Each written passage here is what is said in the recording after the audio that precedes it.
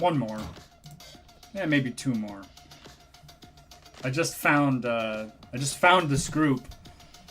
I was looking for more Ratatat, and this is half of Ratatat.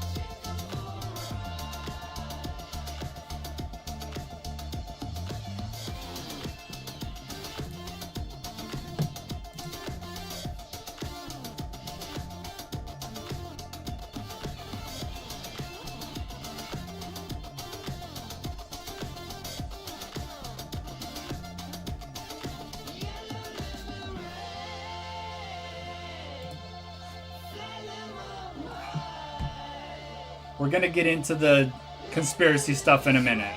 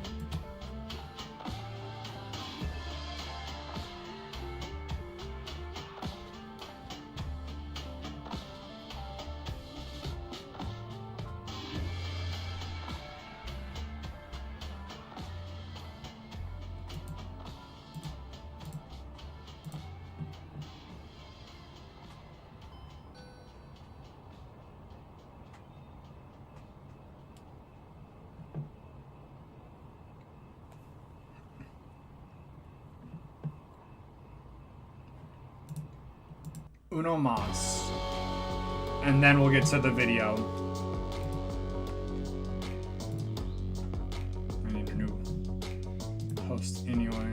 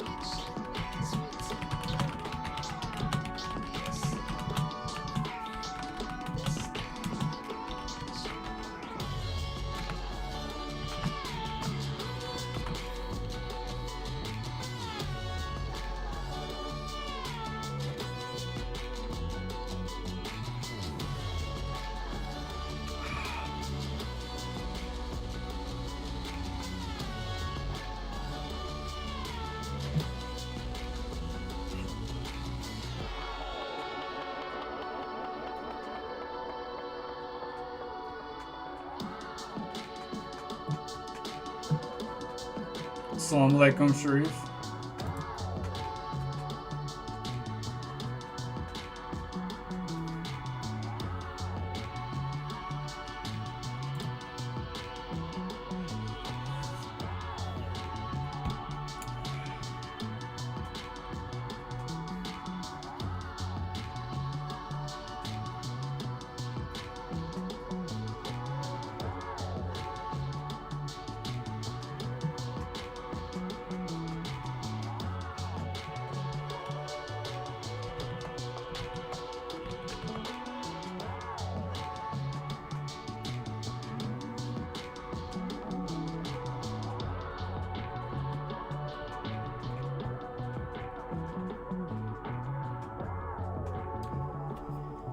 What do you think? Should we listen to one more or should I get started?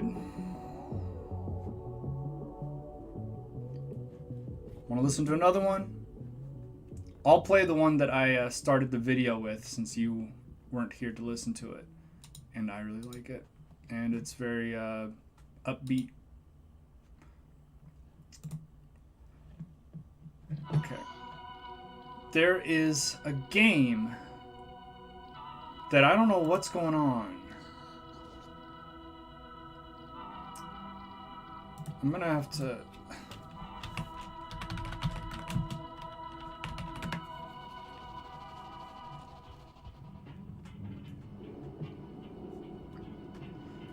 Yeah, so people are already talking about this.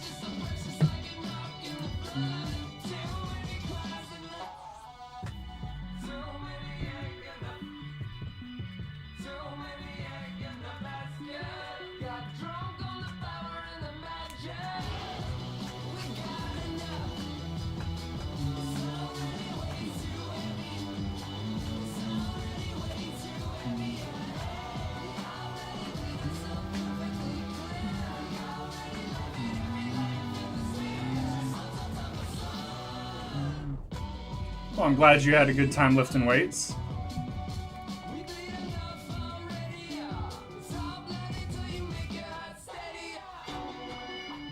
Trying to get arms like mine.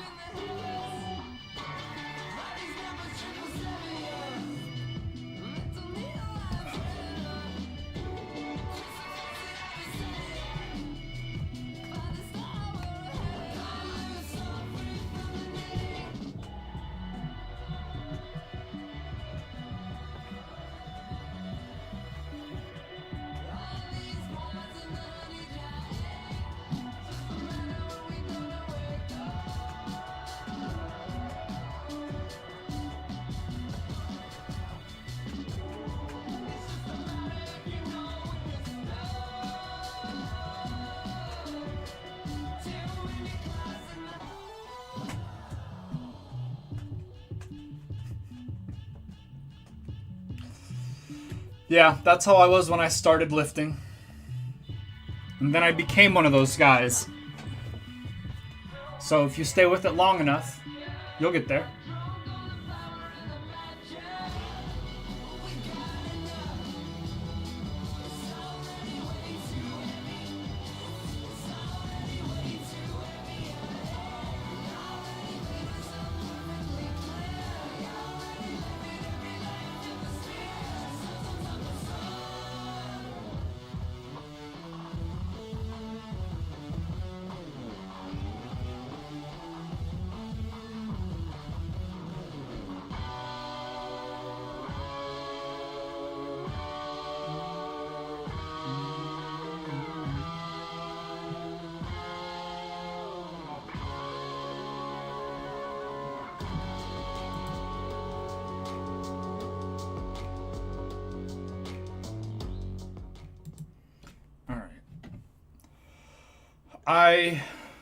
I will do some actual video now, and then we'll get back and maybe do another one of these music videos. I love the music. I think that the visuals are really cool. So the band is called Kunzite, and there's another band. If you like this band,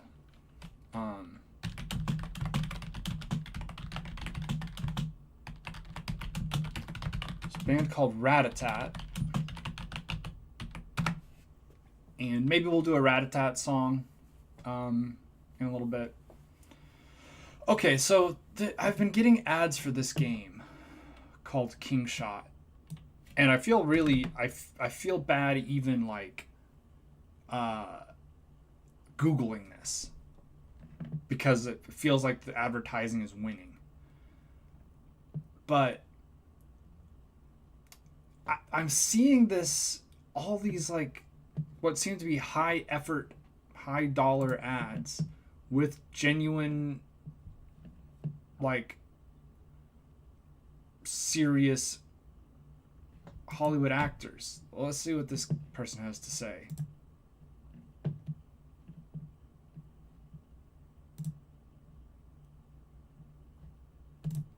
Let's read the transcript.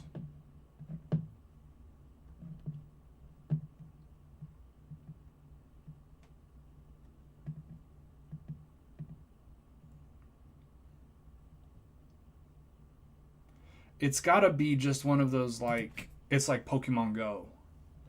It's gotta be like one of those. But I keep getting really horrible ads for this game. And they're like, it's free, and you can play it offline. And Jimmy Kimmel is in the ads, and LeBron James is in the ads, and Lisa Kudrow is in the ads. And, like, they're making money somehow. Here's a lesson. I'm gonna switch cameras. Here's a lesson. And I'm not the first person to say this. I don't remember who came up with it. Maybe it might have been Mark Zuckerberg, actually. But if a company is not charging you to use their product, you are the product. Okay? If they're giving it to you for free, it's not free, right? Instagram is not free. Twitter is not free. YouTube is not free. Now, you don't have to pay the company to use the site. They let you use the site for free. But what they do is they sell your information to try and sell you ads so that the partners who are giving them the money to run the site can make money on you, right? And I'm not saying that's a bad thing.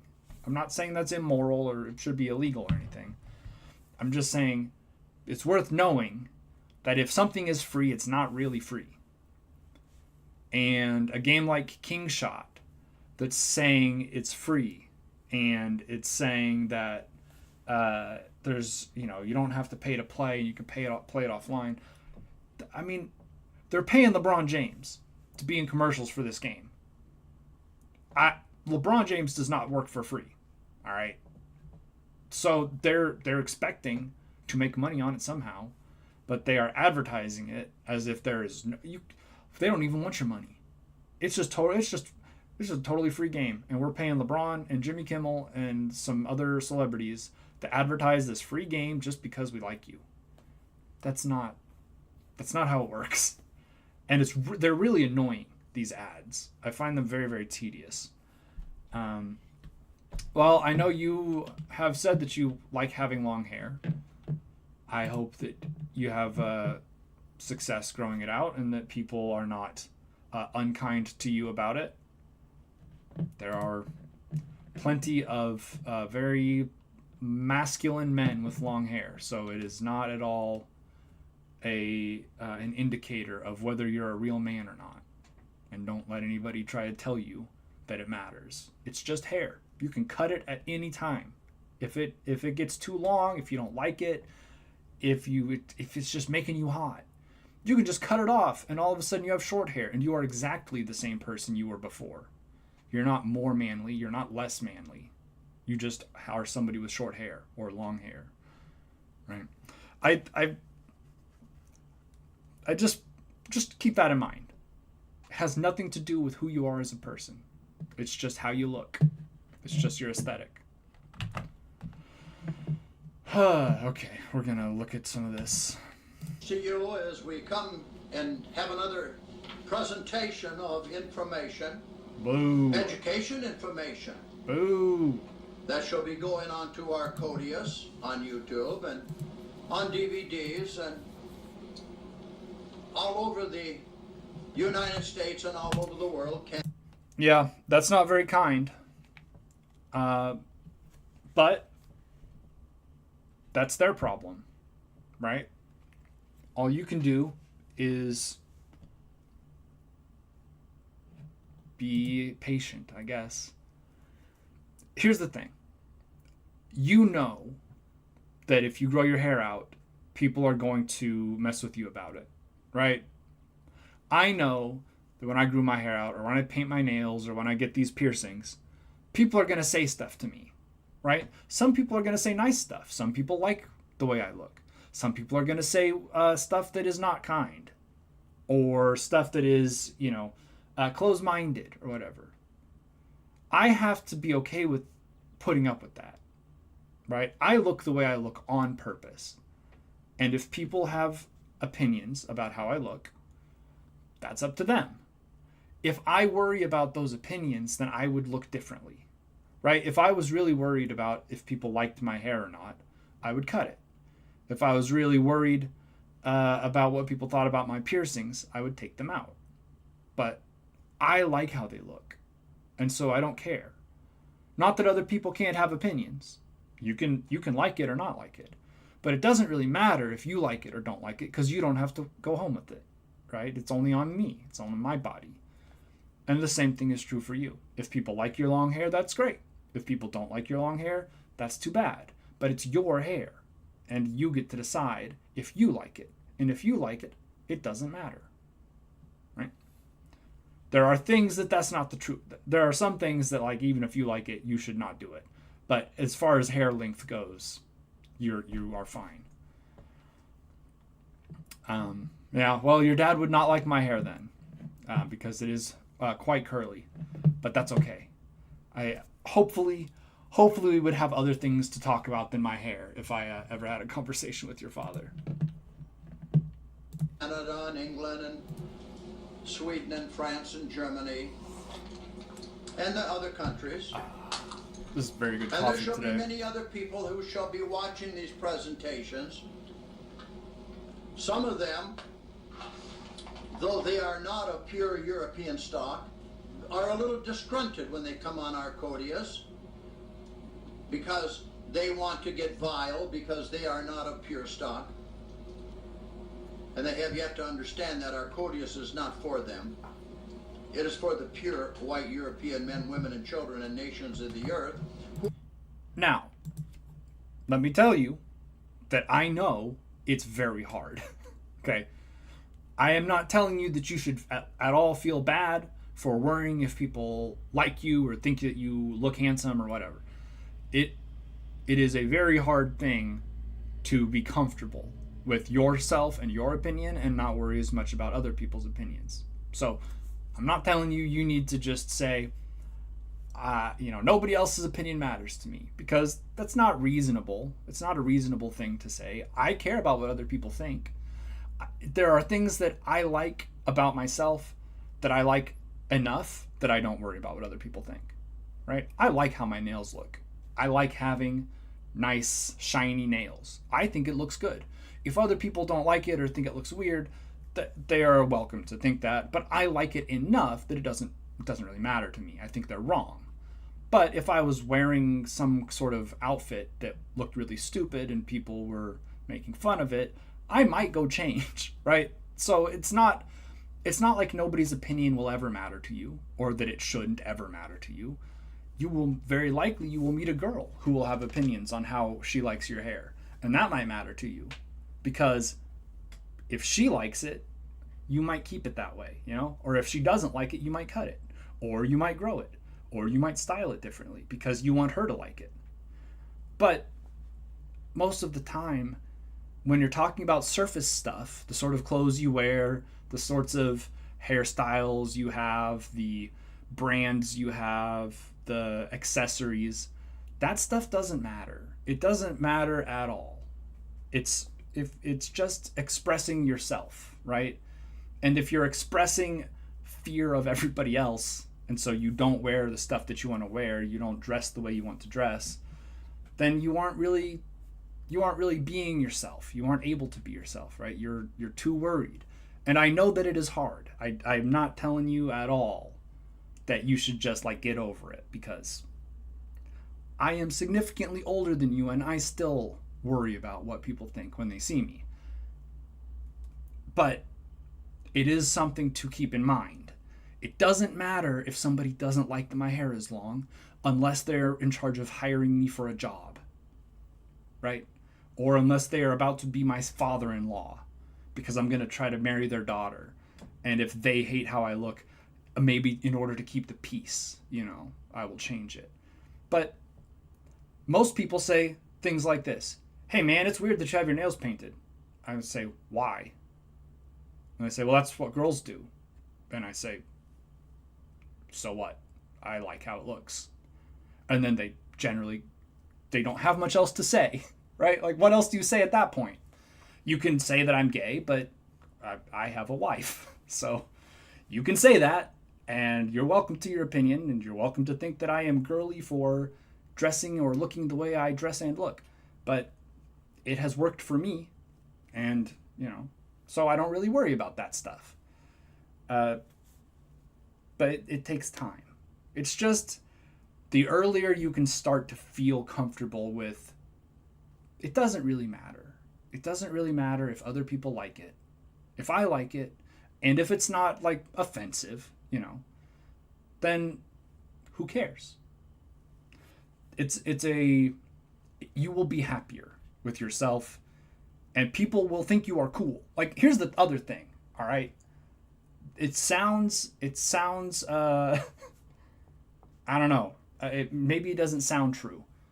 But if you are really, you just hey man, I like to wear this sort of stuff. I like to dress this kind of way. I like to wear my hair like this.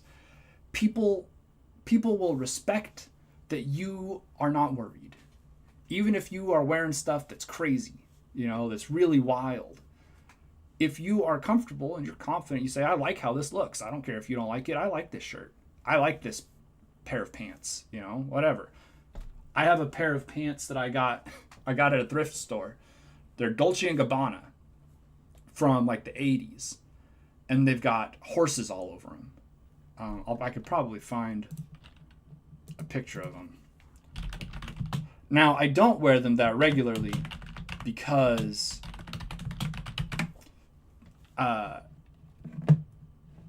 hey, look, there's me. These. I have a pair of these. Oh, here. This is a better look. I have a pair of these pants. And that is actually me.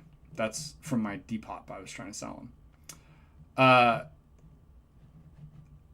These are stupid looking. These are dumb looking pants. And they don't really go with anything because they're sort of a weird tannish color. But I wear them sometimes because I think it's funny. Like, look, I have these dumb pants. Isn't it wild that somebody spent $200 on these pants once? I got them for $18 at a thrift store. You know, that, it's silly and it looks silly, but I don't care. I think it's funny and I wear them for that reason. Anyway, it's hard to be yourself. It's very, very hard to be yourself. But the earlier you are able to start practicing and start trying to work on it, the happier you will be. Because when you are older, you will not have to figure out who you are. I don't think you can find those pants. There are not a lot of pairs of them. And I would happily sell you mine, but they would be much too long. Because I am 6'3", and I expect you are not that tall yet.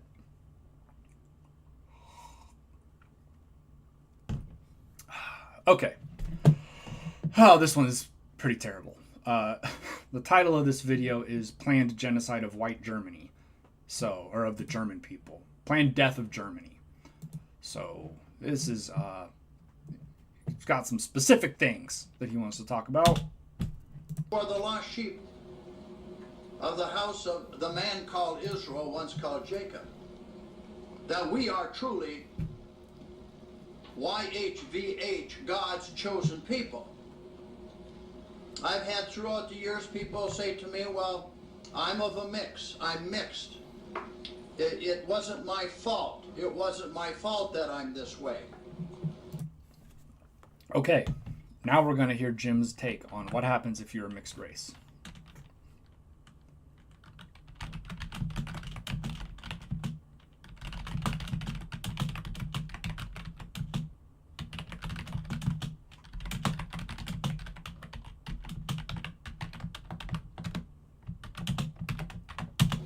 It was people say to me, well, I'm of a mix. I'm mixed.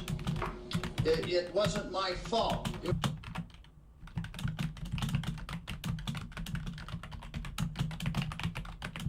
And certainly, it isn't your fault. There is nothing that you have control over when it comes to where you're from. You're not in charge of who your parents are. You're not in charge of who their parents are. You have zero input, right? The whole idea of white supremacy is just like pure luck, because how could you possibly pick? How could you plan ahead and be like, you know what? I'm going to be born white so that I can be better than everybody else. Or why would you choose to be born a different race, right? It's a reasonable question to say, well, what if I agree with you? What if I agree with your white supremacy, but I myself am, for example, Nick Fuentes, who is a avowed anti-Semite, open white supremacist, but is of mixed heritage, right? That's a problem for him. I don't care. It doesn't matter to me because I don't care what color you are or what race you are. The only time I care what race you are is like, I want to know where you're from so that I can ask good questions about where you're from, because I like to learn about people and places. But I don't care if you have Asian heritage or not. It is only interesting to me in the sense of, do you have cultural influences on your life that come from anywhere else than America, right? That's what's interesting to me. But for people like Jim and Nick Fuentes and but you're general committed anti-Semite and white supremacist, it really matters what your heritage is, right? And so, what if you're Nick? You are an anti-Semite, you are a white supremacist, but you are not pure white. How do you get into the group? And see, here's the thing. He's fine now. This is the way it always goes. I mean, this is the way white supremacist movements work. Because it is so exclusionary by design, right? Only pure white people can be part of this. Yeah, but in the early days, you kind of need numbers. And so you don't necessarily do blood testing from day one, right? You say, hey, we're open-minded, we're patriots, we're just trying to, we think that we should have a country for black people and a country for white people and a country for Mexican people. And that's not so bad, right? It's not black people's fault that they're not as smart as white people. It's just genetics, right? So you sort of open it with that, and it's sort of a bigger tent idea, right? You're as long as you agree with some of this stuff, you can be in, right? Because you're on our side ideologically. But then as the movement grows or starts to consolidate, you start testing for purity more and more aggressively, right? How far back do you have to be pure white? 3 generations, 4 generations, 5 generations? How far back do you have to be able to trace your pure heritage, right? Germany? What if you trace your heritage back to Romania? Is that okay, right? Is that white enough? Because it is always about white enough. What is white enough, right? And the answer usually is me and whoever I think is white enough. That's usually how it goes. And so these movements, they are cannibalistic, right?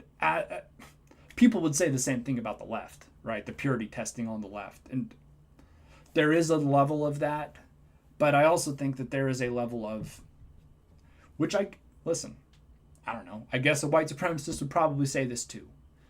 I think if you have real ideals, real principles, you are going to test people to see if they are willing to uphold them.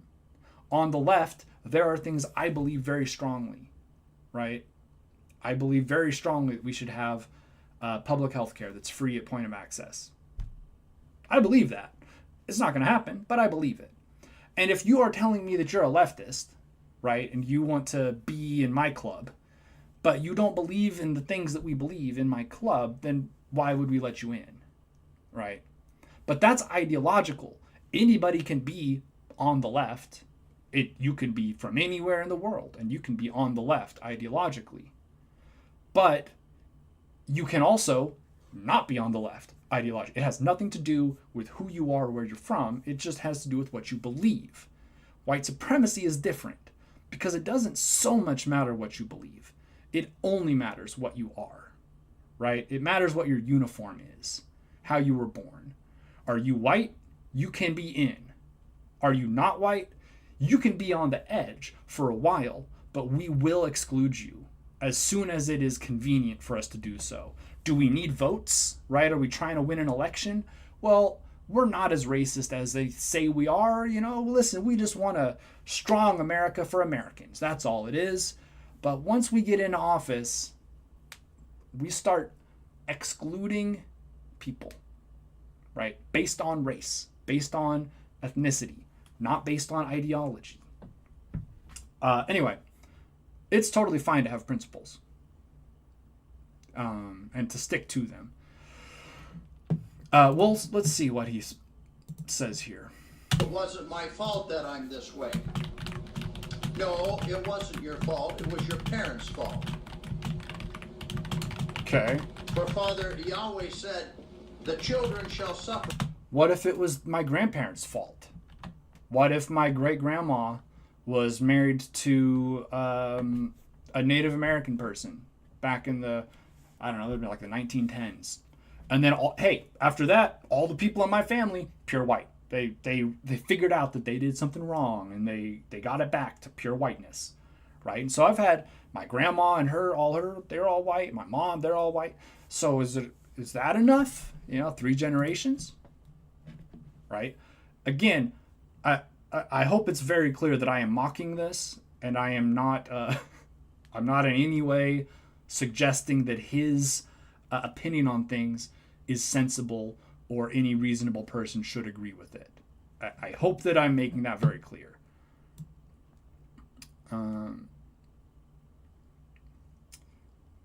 Interesting. I did not know that there was a tradition of the prophet having long hair, but it makes sense, right? He lived in the desert, probably didn't have a lot of access to barbers.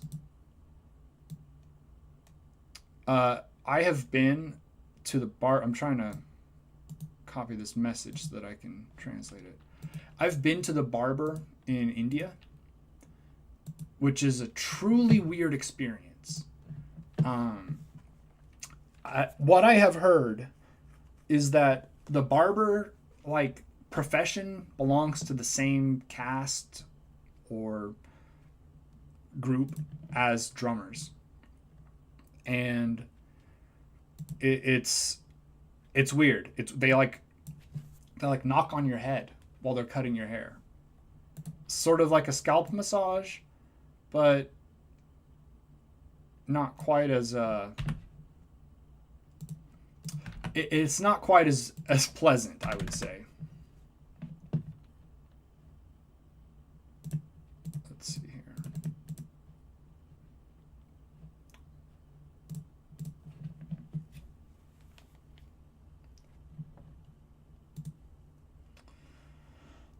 What's very complicated, Sharif?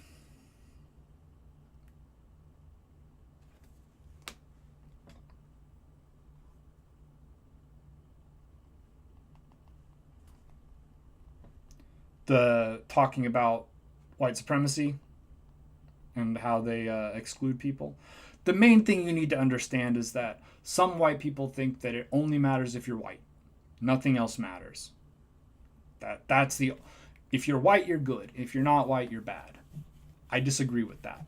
I think that that's a very, it's both silly and hateful. And I don't respect anybody who takes that position. For the sins of the parents. The children. For Father Yahweh said, the children shall suffer for the sins of the parents. The parents want a mixed breed. Hey, here's a question. Here's a question with the Bible.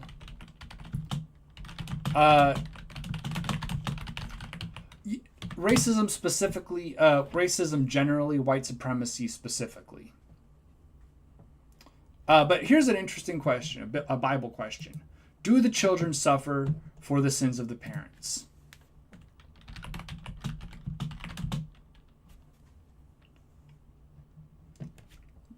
He says the children will suffer for the sins of their parents.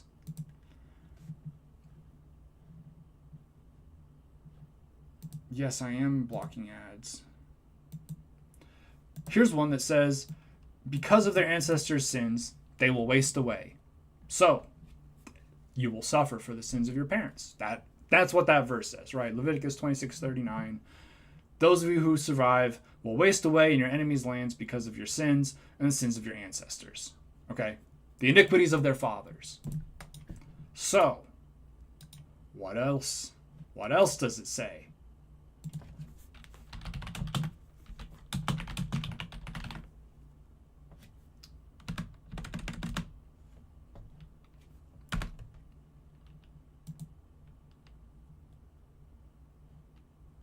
Here's another one that it says they will suffer for the sins of their fathers. So I'm looking for a verse and I can't remember what it is exactly. I think it's in Proverbs maybe. Ezekiel 18:20. So we've got two examples here of how you will suffer for the sins of your parents. Ezekiel 18.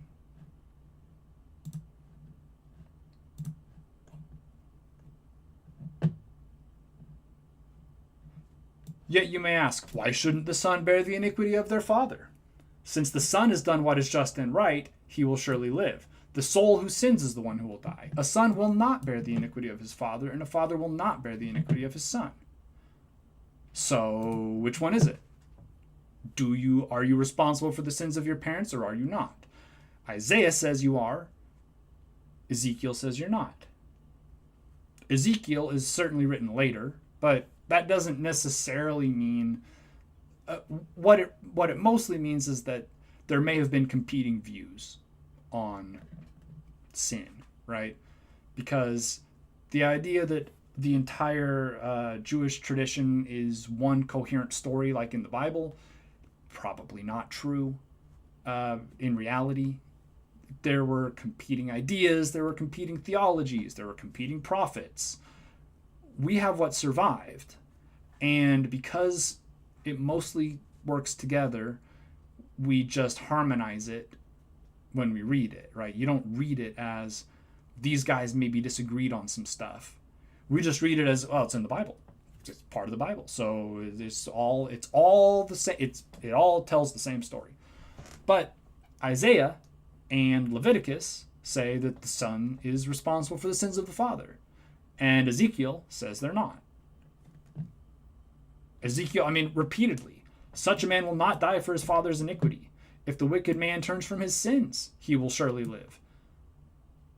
So the son isn't responsible for the sins of the father, and the wicked can turn. So again, right? Which one is it? For Jim is a hellfire and brimstone guy. All right, he wants to be the arm of the Lord, bringing punishment upon the peoples of the earth. That's what he wants. He wants God to tell him, pick up your gun and start shooting. Okay, I'm not even exaggerating. That's what he wants. So the way he reads the Bible sort of reflects that, right? The verses that he cares about are the verses like, the punishment kinds of verses, and he's not so much interested in grace or mercy, right? So this is why he would not be interested. He has given lessons where he's taught from Ezekiel before, so he knows that book is in there. So I could say, well, Ezekiel says this, Jim. Which one is it?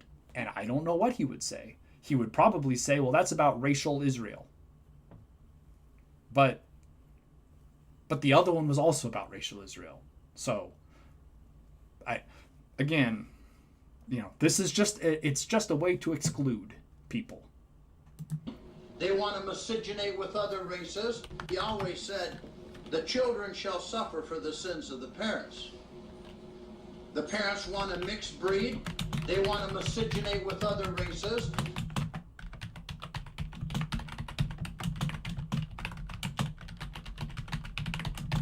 It's always a bad sign when somebody uses the word miscegenate or miscegenation in a way that is not critical of the concept. The sin lies on their children. Breed. They want to miscegenate with other races. The sin lies on their children because of their folly, the folly the parents had. Don't come to me with your problems like that. But Jim, you said that if I'm not pure white, I can't go to heaven. And I believe all the stuff you say, and it's not my fault I'm not white. My parents, or my grandparents, or my great-grandparents, somewhere down the line, it's not my fault. Why can't I go to heaven, Jim? Don't come to me with those questions. Shut up and go away. I am only here to talk to white people. I do not care. Right? That's the message. That's what he's saying. Shut up. I don't care. I don't care. Even if you agree with me, I don't care.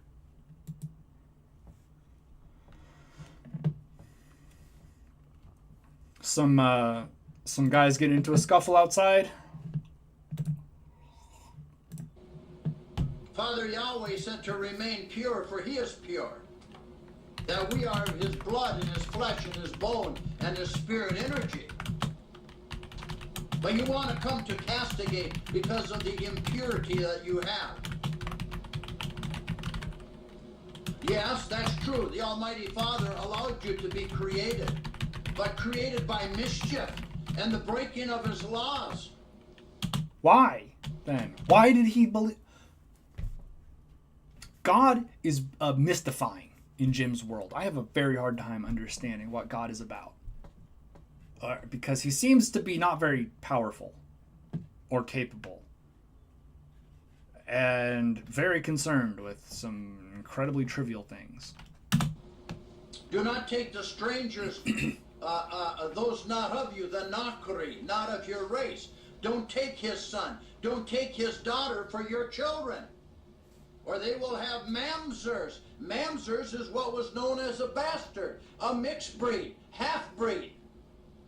And they cannot sit at Yahweh's table. They will never sit at Yahweh's table.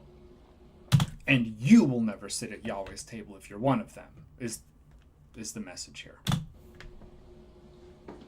So I wanted to get this point across before we get into our topic today.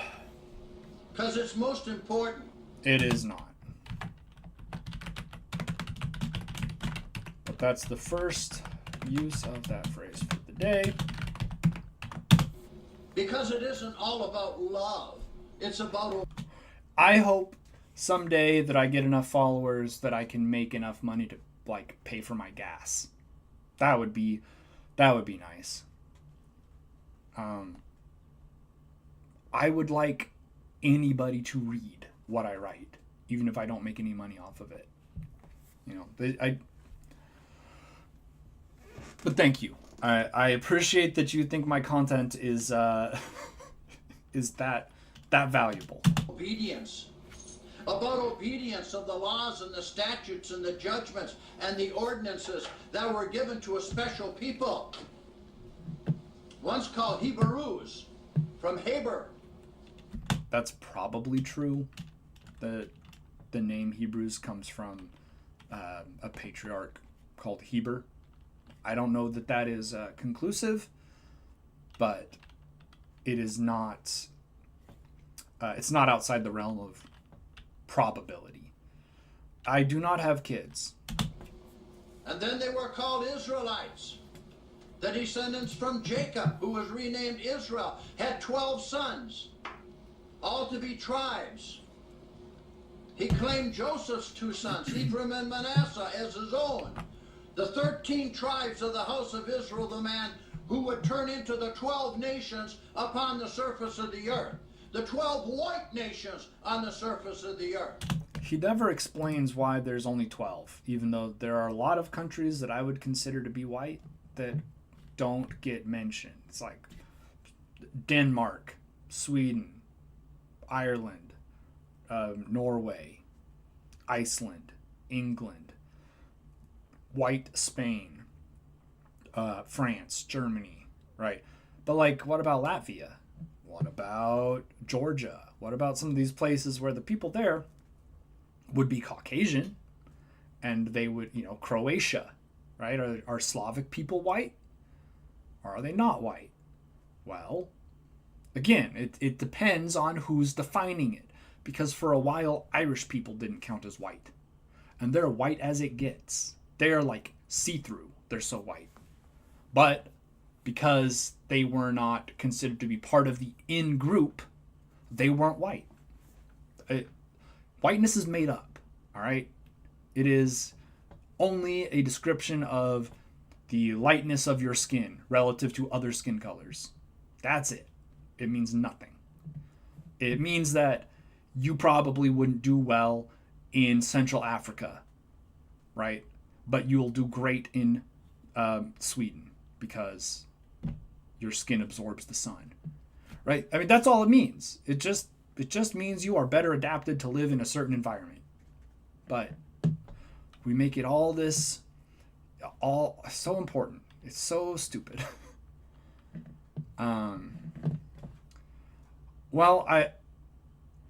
Here's the thing, Sharif.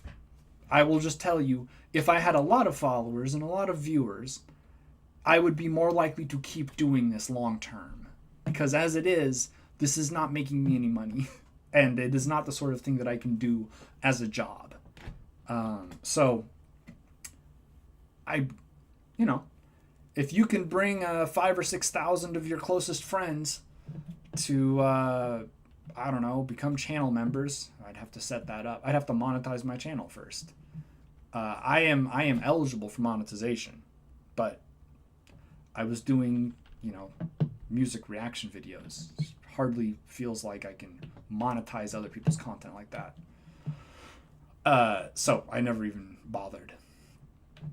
But yeah, if you can bring 5,000 or 6,000 people who are all paying to hear my thoughts, then I'm happy to do this I can talk. Don't worry about that. I have things to say. But I don't get paid to talk either. So.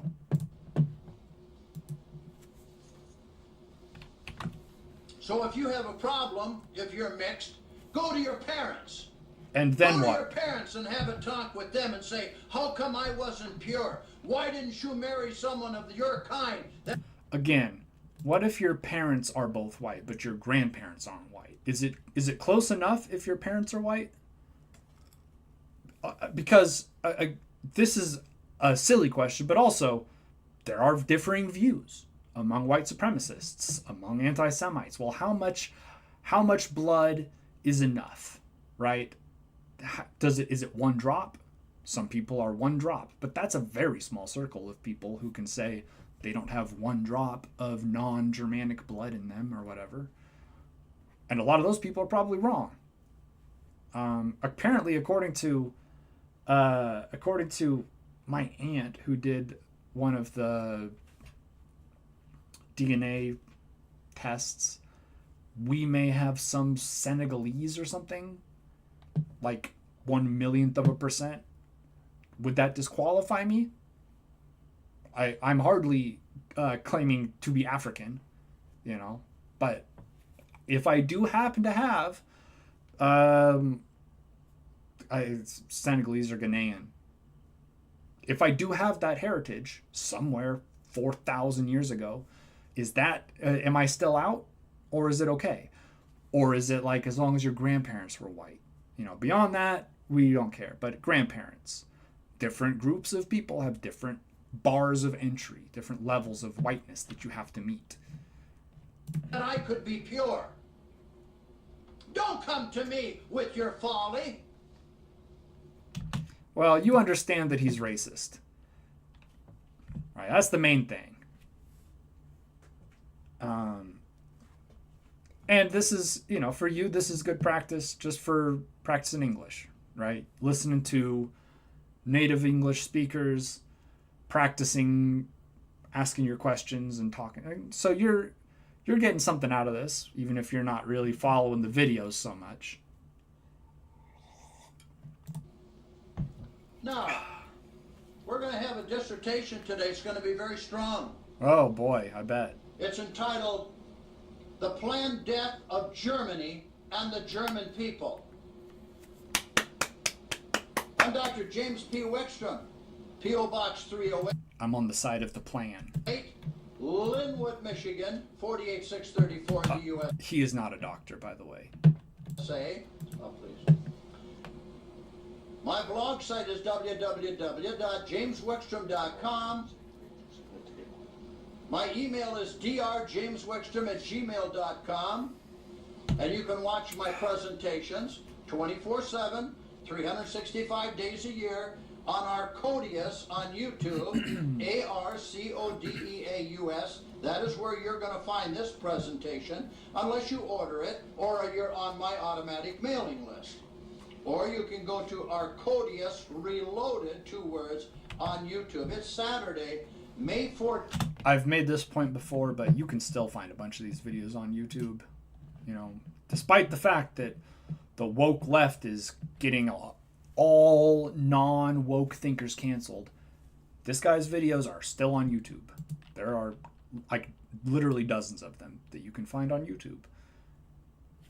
So it's not, I don't know if they care that much. 2016.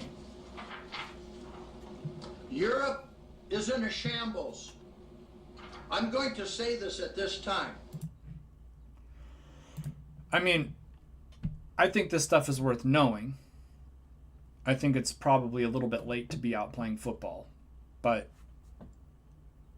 I mean, it's up to you how you spend your time. You're not paying me to be here. The only way that Sweden at this time is going to survive is the direct intervention by Almighty Yahweh the Christ himself.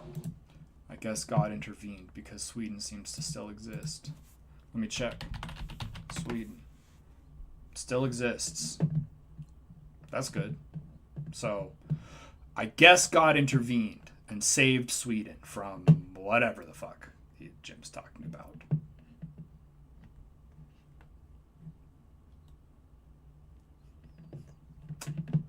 They just had a scandal, so...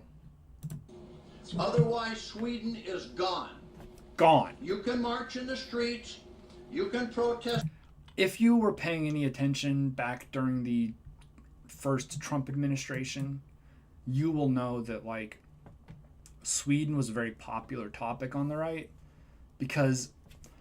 So here's what was being reported, okay? What was being reported is that Sweden has this super high rate of refugees and immigrants, weirdly, who seem to be African and Muslim, okay? So that's the first thing. And also Sweden has the most rapes of anywhere in the world. And you just connect those dots, okay? That's what is being presented on the right, is that you're bringing in all these dangerous, scary black men who are Muslims, and they're raping all the white women. That is the message. That is what you are supposed to take away when these people talk about this shit. Tim Pool and brain genius Tim Pool, beanie salesman and intellectual Tim Pool, went to Sweden to try to prove that there were no-go zones, which is one of the things they're talking about. These places in Sweden that are totally ruled by Sharia law, and white people don't go there, and the cops don't go there, and you can't even go in. Tim Pool went to Sweden to try to prove that these existed and couldn't because they're not real. So, but that's the message. Okay, that is why they're concerned about Sweden. Now, here's the thing. Sweden reports sexual abuse differently than a lot of countries do, where they count each incident as a separate incident, as opposed to like I'm trying not to be too graphic here, and I'm trying not to be insensitive. But basically, if you were in a if you were long-term being abused by one person, in America, that would probably just be one case. But in Sweden, that would be as many times as it happened, it would be an instance, which is reasonable, right? Because every time it happens, it's another time. It's not like it's just, oh, well, it happened once, and therefore all the times it happened after that are, they're covered. I think it is probably a good thing that Sweden does. But it does make their numbers look really high because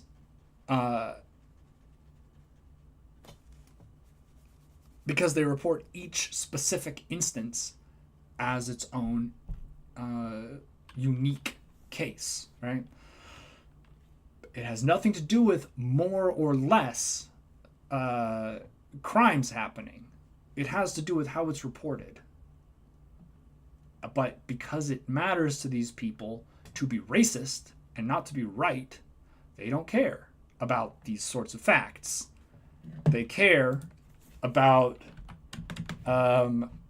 maligning black people and Muslims and immigrants. Anybody that's not white and Christian, and specifically the kind of white and Christian that they are. In the streets, but Sweden is gone at this time. England is gone, and we will be getting into that in this dissertation. And the plan is for Germany to be gone. Because, see, Germany, the descendants of Germans of the tribe of Judah, which does not stand for Jew, Judean does not stand for Jew. Jew is a synonymous word, just like Jesus is. It's a made-up word. It's a synonymous word? I don't know what that means.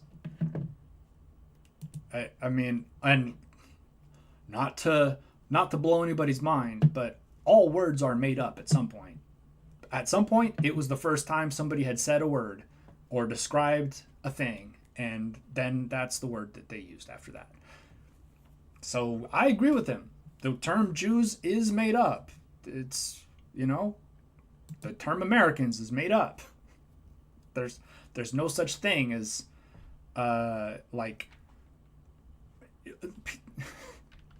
names change even.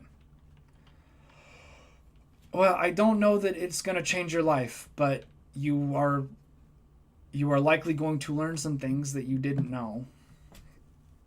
Hopefully some of it is interesting. I swear a lot, so my apologies.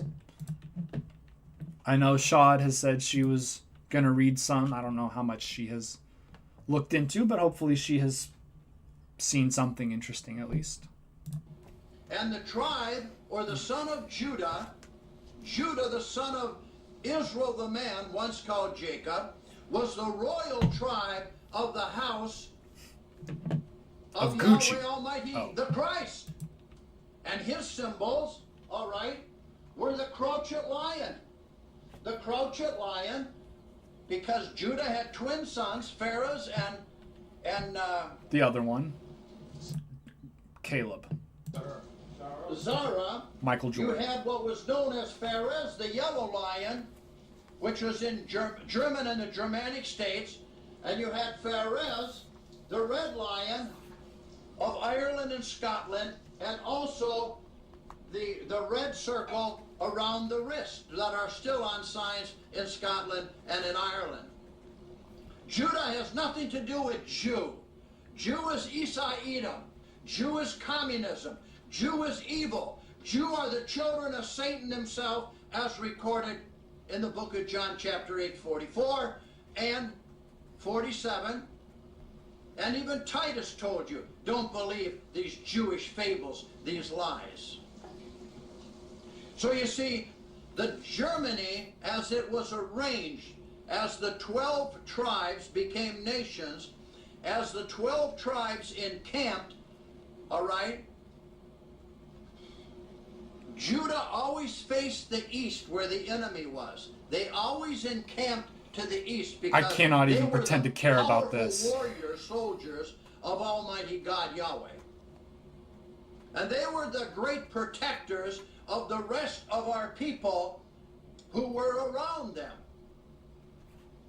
For Germany and the Germanic people are the battle axes and weapons of war to protect and start to face the enemy first, to preserve our culture, our existence on the earth.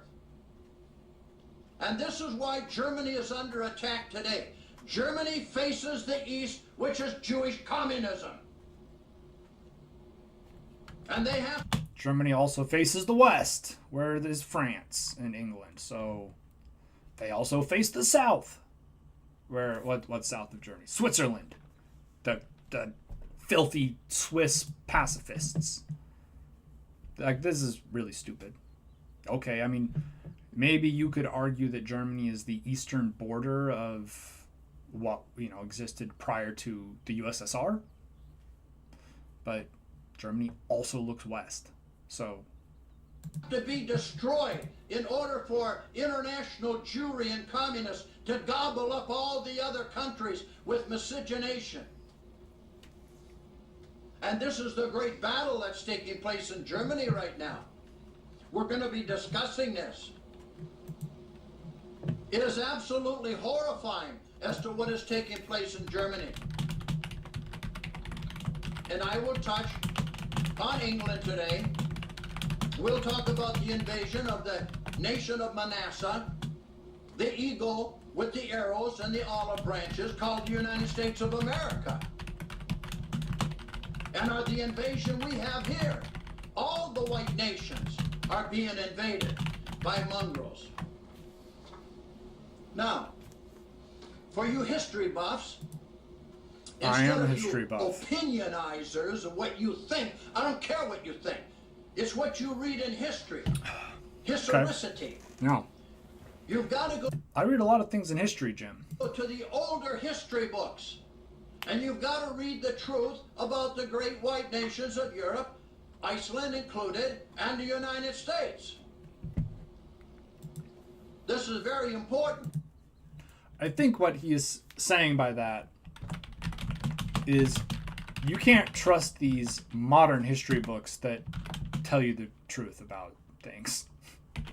You have to go read the old history books that are written by old white racists who have serious opinions on race science. That's what you need to read, because those people were right. I think that's what he's saying. But we have a crisis. You see, crisis. the Muslims, they had tried to invade Europe 4 times before by force. The Muslims controlled a good chunk of Europe for hundreds of years, Jim. What are you talking about? 4 times before, the Muslims tried to wipe out Europe with invasion, and they were stopped by the German Teutonic Knights, the Knights of Sweden, Norway, Belgium. All the white nations gathered their knights together. I mean, again, okay, where does Europe start? Right? Where does Europe start? Because here is Istanbul. Okay, this is the seat of the Ottoman Empire. Hello, Peter. How are you doing today? Did you get a run in? Are you planning on one in a little bit? The Ottoman Empire controlled Rome. They controlled a good chunk of Spain. Like, how at what point does it stop being, I don't know, Asia and become Europe, right? Because we know that the Ottoman Empire really had a lot of this territory. So now they didn't move all the way into, England, but they were seen by some people as the successors to Rome. I mean, I just read a whole book about how we don't consider Istanbul, we don't consider the Ottoman Empire as a Renaissance empire, but they considered themselves European in many ways and the successors to Rome. So it seems unfair to say, well, just because they didn't take entirely control of the whole of Europe means that they were not given any control of Europe, because they certainly did. To stop 4 times the invasion by might, by war, the Muslims from overrunning Europe. Well, they wised up, along with their Jews. You don't see any Jewish synagogues being burned down by Muslims, do you? Oh, they say they hate the Jews. Well, why don't you have Jewish synagogues being burned down in Germany and Sweden and Norway and Britain and everywhere else if the Muslims hate the Jews? But this time the Jews connived. They connived with this Edrin, this serpent, this satanic individual of Turkey. They connived. Okay. So, Jim doesn't know how to pronounce Erdogan's name.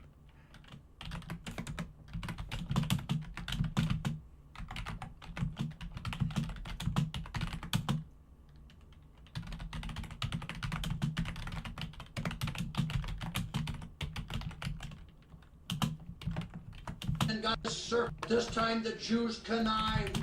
They connived with this Edrin, this serpent, this satanic. He said that, and I was like, Edgerrin James?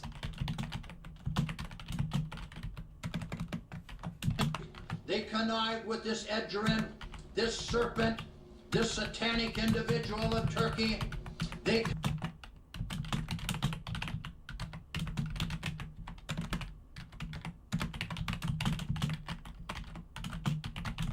connived and got that war going in the Mideast to create a massive refugee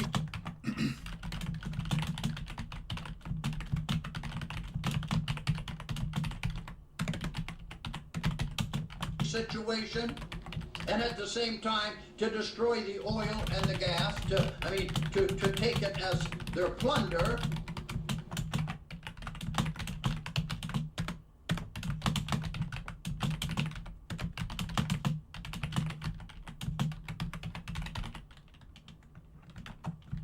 Now, instead of attacking Europe with battle axes and chains and bows and arrows and guns,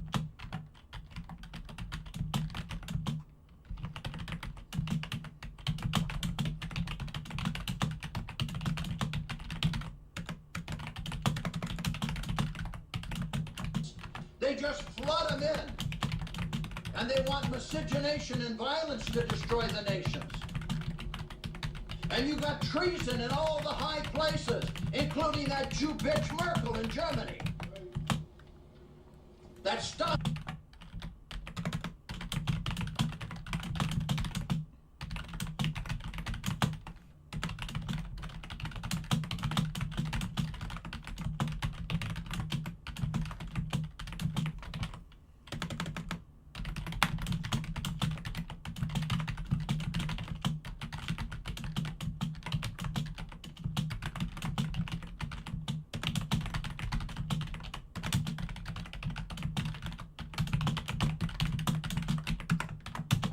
Communist witch.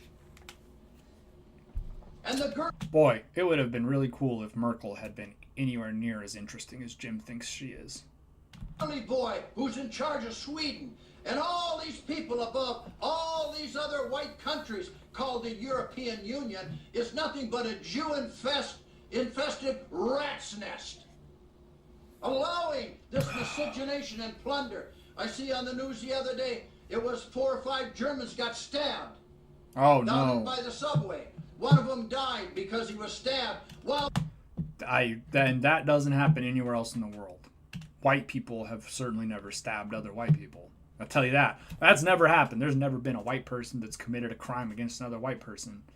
It's only the non-whites. Guys, it's only the non-whites. They're the ones who are doing the crimes against white people who are innocent lambs. they shouted out, And very handsome and well educated, all of them. Allah Akbar! Allah Akbar! Oh, but the rulers of Germany said, oh, well, something was said, but we're not quite sure what it was. I'll look this up.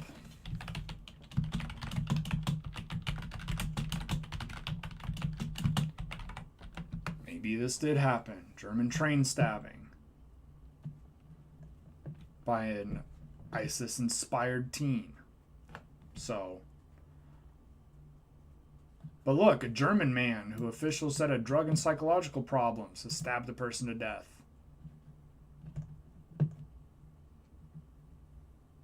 The attacker identified locally as Paul H. Huh. Witnesses said that he shouted Allahu Akbar, but they said that so far we have no evidence. So, I mean,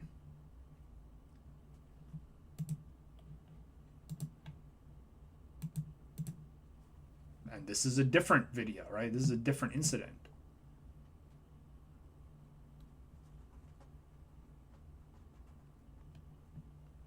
Seems like this kid was motivated by the caliphate.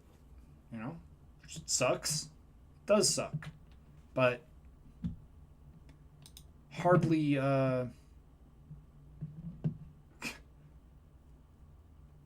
fair enough. Anyway, it's good that none of these crimes are ever being done against immigrants or Muslims, right? Because then you might have to think maybe both sides could be motivated by hate or ideology. Let me tell you, I know what it was. It was Allah Akbar. I know that for a fact. He knows it too. But Jim doesn't know it for a fact because we don't know it for a fact. This video is from May, right? And this is from July. So he can't be talking about this one. He's got to be talking about this one from May, which was done by a German guy who may have been Muslim. It's possible. They assert that he said Allahu Akbar when he did the crime. That's not proven, but it says he was German. So, see, again, the problem is it's not just enough. It's not even just enough to be white, right? or to be from Germany. It's a very difficult ideology to hold, white supremacy. But they don't want the German people to rise up, to protect their land and their culture, as soldiers and warriors, to protect us and our culture. Because it is all planned externally, it is planned internally of these traitorous politicians who have done this to you. And I'm talking all nations, including the United States of America, with this mongrel homosexual sitting in the White House, Barry Soetoro, alias Barack Obama. Welcome back, Sharif. Jim is saying that Muslims are responsible for all of the crimes in Europe. I don't believe that is true. I'm just going to tell you I don't believe that. Wasn't that the first time, when they go back in the first time, wasn't it the seduction of Eve? Nope. To destroy the seed? To destroy the purity of Adam and Eve? That It's not. was the first battle. To destroy us was the seduction in the garden. It wasn't she ate an apple. I mean, she probably didn't eat an apple, because the story is made up and there's no such person as Adam and Eve. But even in the story of Adam and Eve, it doesn't say she ate an apple. It just says she ate from the tree of the knowledge of good and evil, which, as far as I'm aware, my guess would be there's only one of those, right? If there's one tree, and that's the knowledge of the fruit and evil, of good and evil, then I would guess it's probably the only one of its kind. So we wouldn't know what kind of fruit it was. The story Jim is telling is that Eve, instead of eating a fruit, had sex with the serpent, which is not in the story. It's in other stories, but it's not in the actual biblical tradition. That is correct. I don't believe in Adam and Eve. I believe that I believe that evolution happened, basically. So I believe that, yeah, there was no such person as... There are people named Adam and there are people named Eve, but the story in the Bible about Adam and Eve is made up. And it's a way to explain where people came from, right? Because at one point there were no people. And then God said, I want to have people. And so he made people. That's a very common creation story, right? So, yeah, I don't think that there's such a person as Adam and Eve. Then for the sin should have been for eating an apple, her teeth should have fell out. Right. Why was her sin in her womb? The pain in her womb? Because of the bastardized Cain. Well, no. Again, what you would consider this is, here are two possibilities, okay? You are trying to explain why the world is the way it is. Women have a hard time giving birth. It's painful. Maybe you come up with a justification for why that is. You come up with a reason to say this is why women have problems in childbirth. It's because they're not as good as men. And they made a mistake and then they were cursed by God. And that's why they have trouble giving birth. Or maybe it is true that women just aren't as good as men and that they have been cursed by God, right? To me, it makes a lot of sense that you would be trying to explain something. You say, why does it rain sometimes and not other times? Well, it must be because somebody controls the rain and we haven't kept them happy. Or maybe it just rains sometimes because of the weather, right? So that is the way I look at things. I look at a simple explanation as opposed to a supernatural explanation. I imagine you believe that Adam and Eve were real people. I know you believe that Moses was real and that Solomon was real, and I also don't think that either of those people were real. But I can prove that we don't have very good evidence that any of those people existed. But I can't prove they didn't, and you can't prove they did, because all we have are books written later that talk about them. But you can make people up if you want to. It happens all the time. Just because we have stories about Solomon, we have stories about Captain America, but Captain America's not real. We have stories about Enki. We have stories about Set and Bot and Anubis, right? We have stories about all these gods of Egypt, but they're not real. So people can make things up. My favorite god is the alligator god. What's his name? I'm looking it up.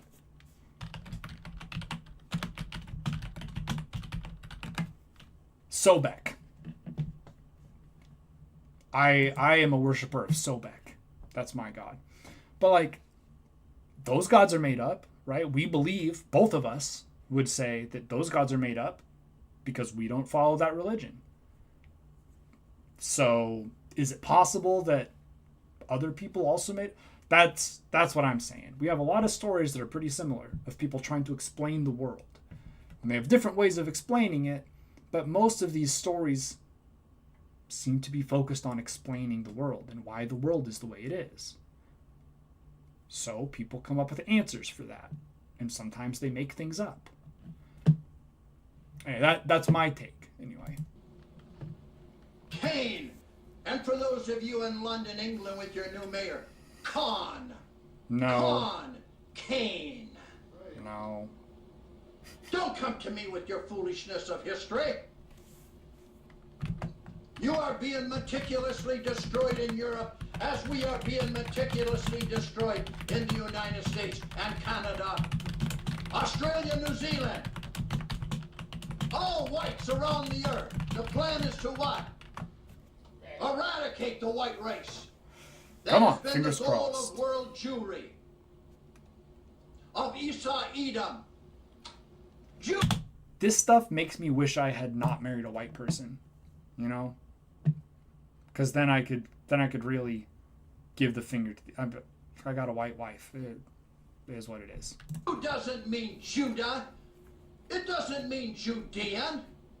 Just the opposite. Well,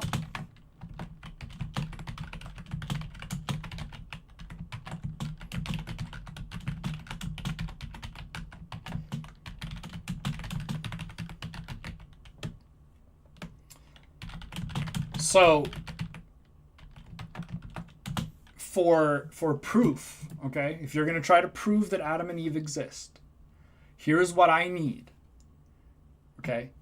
The proof cannot come from any religion.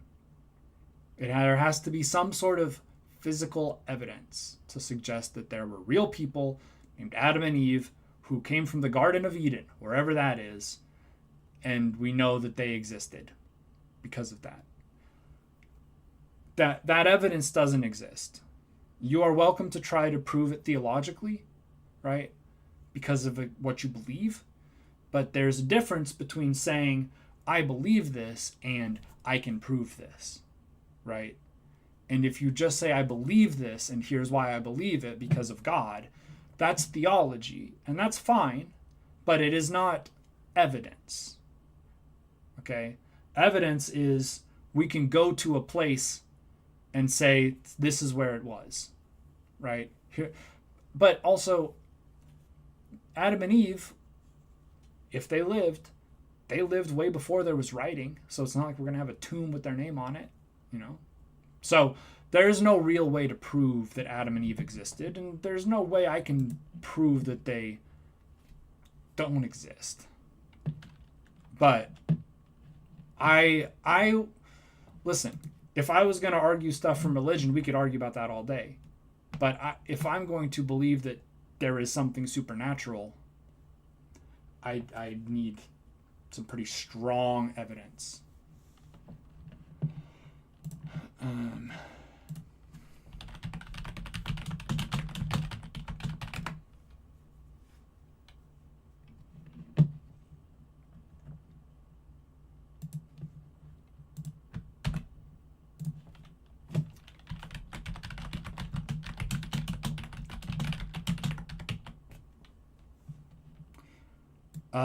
So yes, the word Jew comes from Judah, Yehudah, of Judah.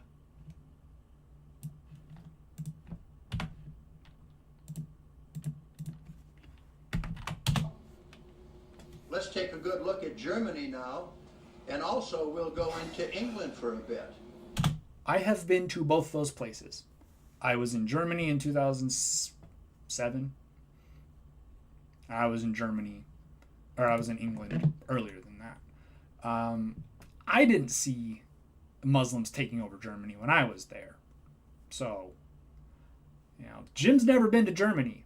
He wants to go. He said he would be honored to go to Germany to stand on that soil. Well, I've been to Germany, and it was fine. I didn't feel honored. Most I felt bored. You see, I know in England and Germany and Sweden. Well, you are welcome to. You could bring on a local imam to talk to me about Adam and Eve, and he still can't prove that they're real. The only arguments you can make are theological because we don't have historical evidence. And I'm not saying that that's wrong, but I'm saying you can't prove it. You can believe it, and you can say, I have these theological arguments, right? I believe that God created humans, and that's why we have souls. And so God created humans, and the first two humans were Adam and Eve, and they lived in this part of the world, and then all of the people on earth come from them. You can say that, and you can believe it, but you cannot prove it. Because how would you prove it? How would you prove that there was a real historical Adam and Eve?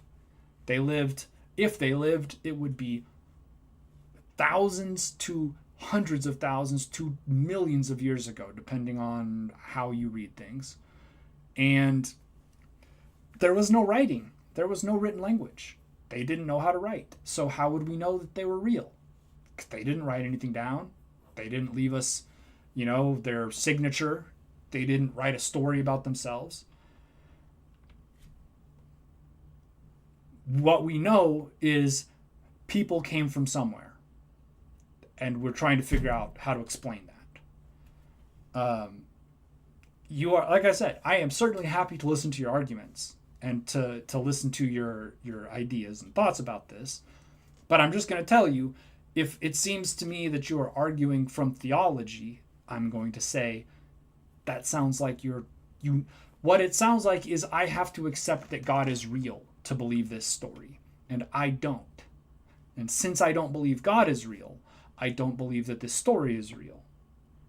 If my understanding of the story requires God to be real, I am probably not going to take that as seriously as I would somewhere that you can point to. Hey, look, we know that Troy, the city of Troy, we know that that's a real historical place and not just in the story of the Odyssey and the Iliad. We know that it's real because we found it. We know where it is, and we have found evidence that the city exists. Great. I believe you. I believe that Troy is a real place, right? Because there's evidence of it. There is only theological evidence for God. You just kind of have to believe it or not. But you can't prove that God is real. You can only say that I feel like God is real. Here are the stories that I have about the way God has moved in people's lives. That's great. But that's not proof. Because a lot of people have, relationships with other things that they think are God, or with crystals that they think give them power or strength or what. And so there is not really evidence. There's only theology. And I'm totally fine with doing theology. I feel like I'm quoting Bart Ehrman. It's fine if you want to do theology, but theology is not the same as history. And what you can prove historically it's different than doing theology. And I don't take theology very seriously anymore. I used to be really serious about it. And I no longer think that there is much to it. So I am happy to hear your proposals. I just want you to understand before we start talking about this stuff that I'm probably going to disagree. I'm probably going to push back. And I don't do that to be mean, and I don't do that because I don't like you. I just, if I have a good reason to disagree with what you're saying, I'm going to disagree with you. Right? That's all I'm saying. I am happy for you to try to prove it, but I will be hard to convince. I know that all your news is controlled by the Jews' news too. Oh. And you're lied to, not only by the Jews who control your news, but by the Jews who have paid off your treasonous, traitorous politicians who are planningly, for the love of money and position, to be known as the marketplace as someone who is so eloquent. They're nothing but traitors. And they're responsible for all the death and suffering and mayhem in your countries. Excuse me. The people who are responsible for the mayhem in my country are Project Mayhem by Tyler Durden. My partner and I just started. I've seen Fight Club. She hasn't.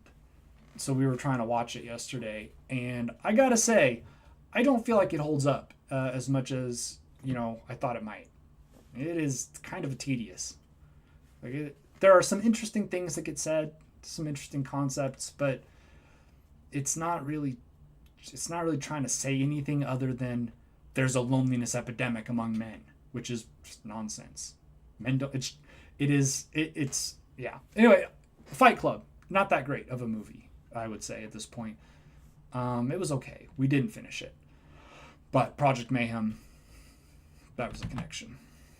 In a few minutes, I'm going to go make myself another cup of coffee, and I'll put on some more Kunzite. As well as in the United States. Germany begins mass arresting citizens and German police who say or have said anything critical about Islam. This article... I respect people who want to have serious conversations about this stuff, because I think it is a serious thing to talk about. So I will not be mad at you.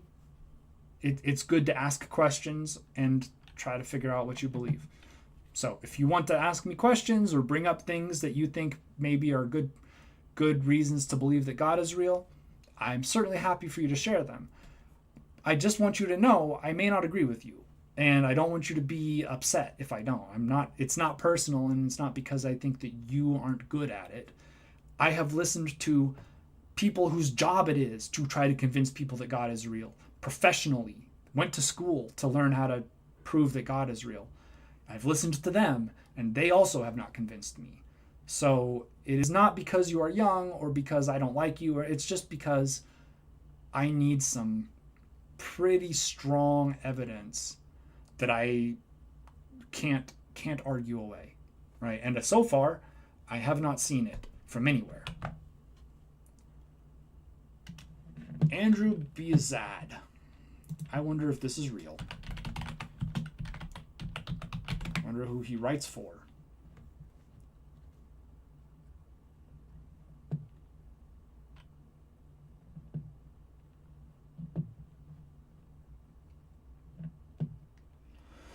Let's see. He went to Hartford Seminary and got a master's degree in Islamic studies.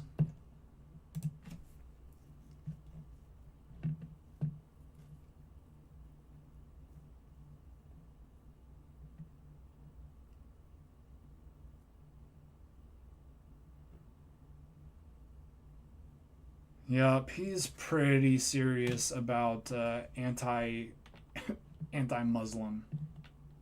ideology.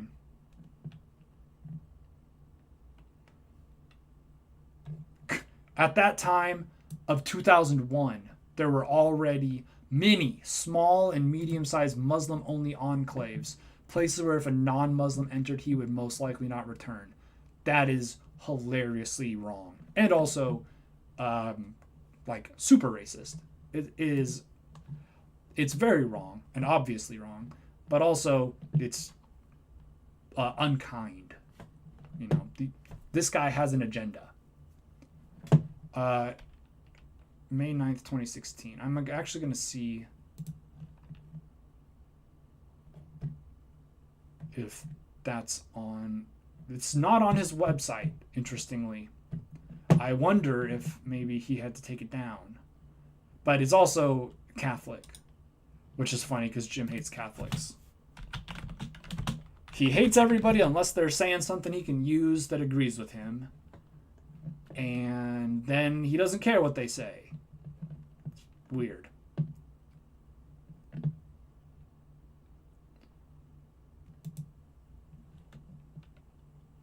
Is fantastic. You will never see it in Europe or in the American press. This is by Andrew Bazard. It was May 9, 2016. And for a while now... The way he reads is so frustrating to me. He has very little grasp of how to do this stuff. Germany has been threatening her own people and even the German police with arrest for hate crimes. Do you know where this word hate crimes derives from? From the damn bastardized Jews, that's who.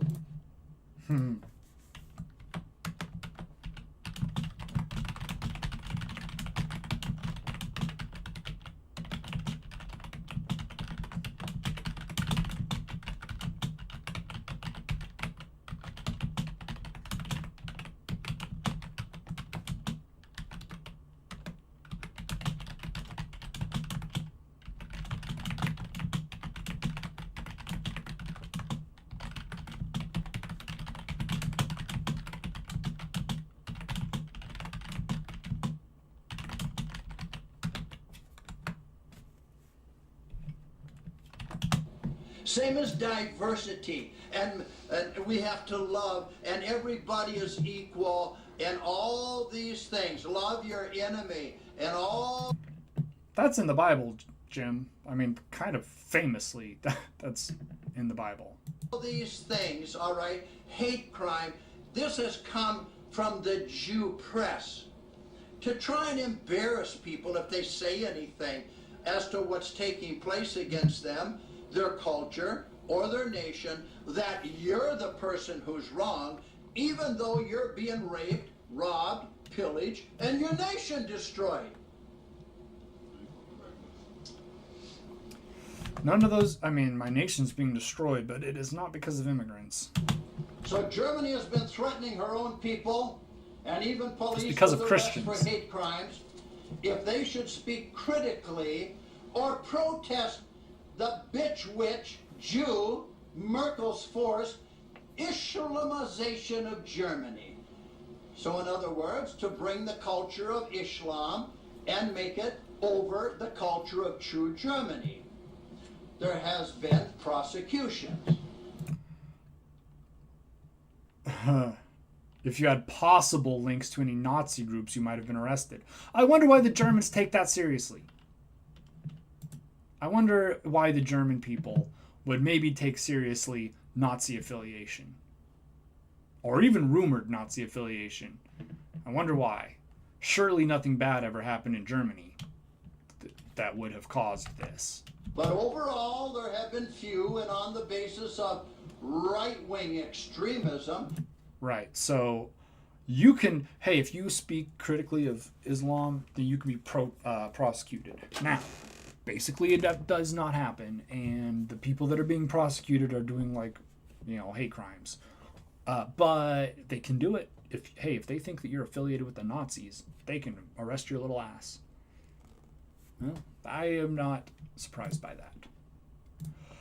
I am going to go make some more coffee, so I'll be back in 10 to 15.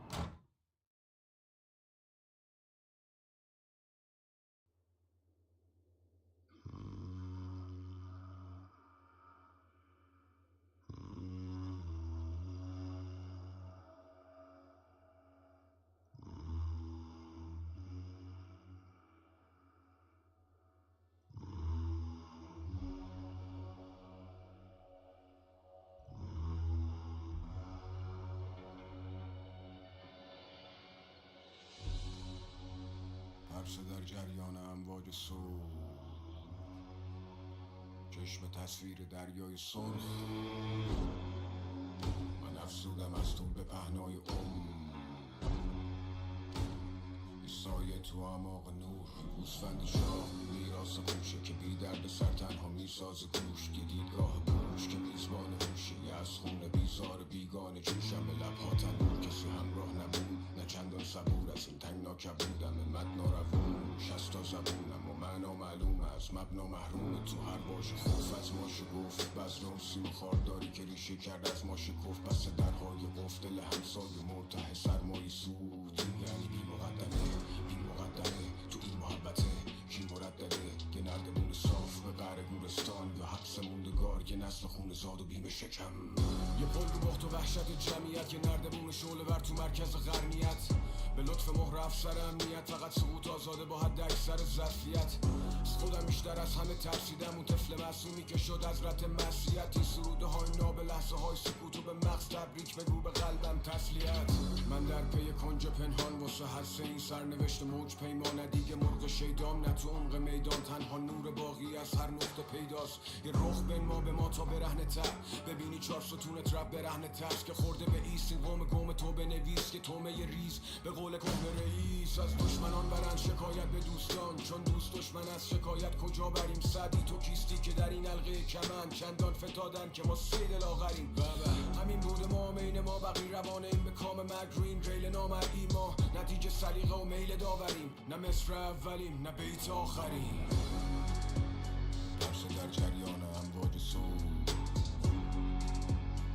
چشم تصویر دریای صبح من افسودم از طول به پهنای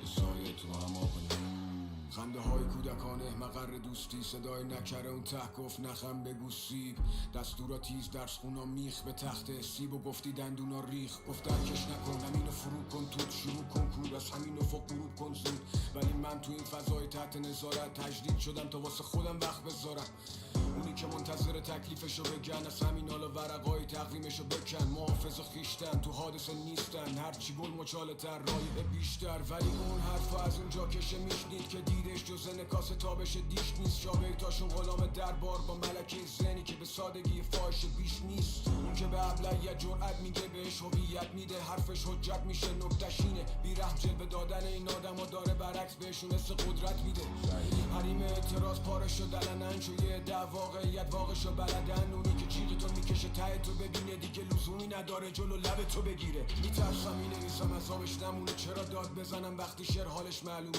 اون که سلاش قلم و سازش زبونه میدونه حتی یه فاتح با یه کارش تمومه تو ذات جماعت بیکیفیت اینه که رو حیثیت آدما برچسب بکوبه با همون زبون از حقوق بشر بخونه مثل اینه که باطلاق و با لجن بشوره یه توجیه گذرا واسه توجیه و گذران هر جا نگاه کنی هوچی خوش ادا شد مرید خود زنا این محیط مبتلا حتی اعتراض میکنه واسه تولید محتوا نصف مخاطبا روخان نماز صبح شبا جفت با هوا همگی محوه منظره مزکن که هرکی بیشتر از این درخت موز بکنه بود شکنه درس در جریان امواج صبح چشم تصویر دریای صبح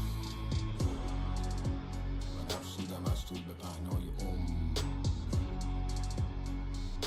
سایه تو هماغ صاحب کل منابر کور از جاده به دور لایق نور چاره به جو ساده بگو از سال نکو ختم این قائل کوه مقابل کوه وایستا همه نگفته تو معامله کن تا سبک بال دوباره بشی وارد گو تو باشه کوه بشنو بی کم و کسرونه که میتونه حس پشت سینم و وصل کنه کله ای که میزنه کک این نفسی که هنو داره میدمه گرد به دنبال گوش میونه اینمه کرد صداد میزنه تو این جو بی برکت چرخ بی حرکتی که قره در رسولی علم خارج از کنترل که فهم اولی نظم نوین سفار داده دست کوی تصمه بری دنیا از یه عرصه گریخ کمر شهر جلو چشام شکست من دیگه نمیخوام خودمو نجات بدم چو کوه ترین این رشته 1000 گرم خوشم میاد جا زخمامو فشار بدم خمار چش سنگین رو هم افتاد پل دنیام بین تنگ آب حباب شکل پای وجدان سایه افتاد لای مشتام جای خودکار خمار چشم میپیچه به هم مزام چرک اتاق چرک انگار دفن زیر طوفان شن مواظب گرفتم به سر کلام سفت وابستگی وارستگی کدام یک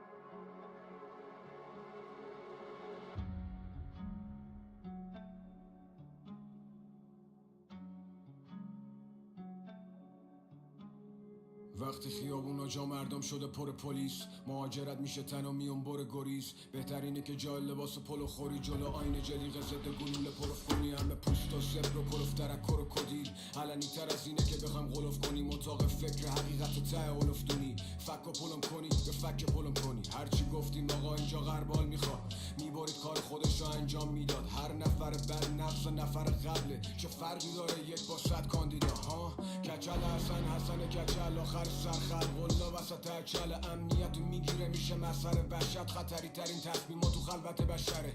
نتیجه جمعی داده ها. ایران قشنگه ولی هم نگاه شازده ها. فضل پدر چه لطفی داره واسه ما که بابا فاضل بود و فرزند شده فاضلا. دریغا که گرسنه ترینی توی غنی ترین خاک. که دنیا مدرن و ما تو عمیق ترین خواب. که تصویرا زشته توی ظریف ترین خواب. که تصمیم ما اشتباه تو ضعیف ترین راه ممکن. در اصل ما بازی چه ما طرفی ما نارسیست آزار پیش افساد. نگو وقتی که بازار هیچه خب دست که بسته باشه پا باز میشه. ما نگاه از اقرب کندیم واسه نجاتمون دغدغه مندیم. ما واسه اینه بینه یه جدول حلیم. میدونن ارجه بریم اینه کفتر جلیم. تصویر رد میشه از زیر چش همه تو دست میکشی الباقی رو میکشه لبت. گرفتیم یا سراغ نیمه چپت. روز یعنی فقط انتظار پیله شبت. ریزش برف رو سینه شهر تا پیچش برگ رو سیمکش برق مدام. یه سواله که زمین شعرمه اینه که آیا بین شکم از بیم شکمه؟ اینه حال ملتی که در از تک به تک حقایق رو میبینه اما علای میله ها. لاله ها خوشگن از اونو که دونسته اسیر ریختن به زیر پای ریشه ها. اون که خوابه الان بیدار و برعکس اون که همباره بیدار خواب زیر خواب. کل خشم فرو خورده که ازت ساختی سمبل صبر. لالو بیدفاع کار پا نمیده پام. زمان بی ساب یه لحظه وانه میست بام. فقط به لطف شرب باد خیس کام. خودمو گم کردم من لای گیسه یار. تنها شک و تردید بار کیسه هام. تو این کشمکش داره پاره میشه لام. می نویسم با علم این که پانویس جام. وای به حال اون که افتاد تو دام این صدا. با ذهنیت هاره گرسنه صرف نظر از این که چه کاری درسته. مثل همگان واسه غم نان میدوی. مثل اسبی که زوری شده یار درشکه. دلیل رفتن جاذبه خارج نیست نه علت دافعه داخله. فراری دادن یه غافله یه مریض مصری پی جامعه سالمه.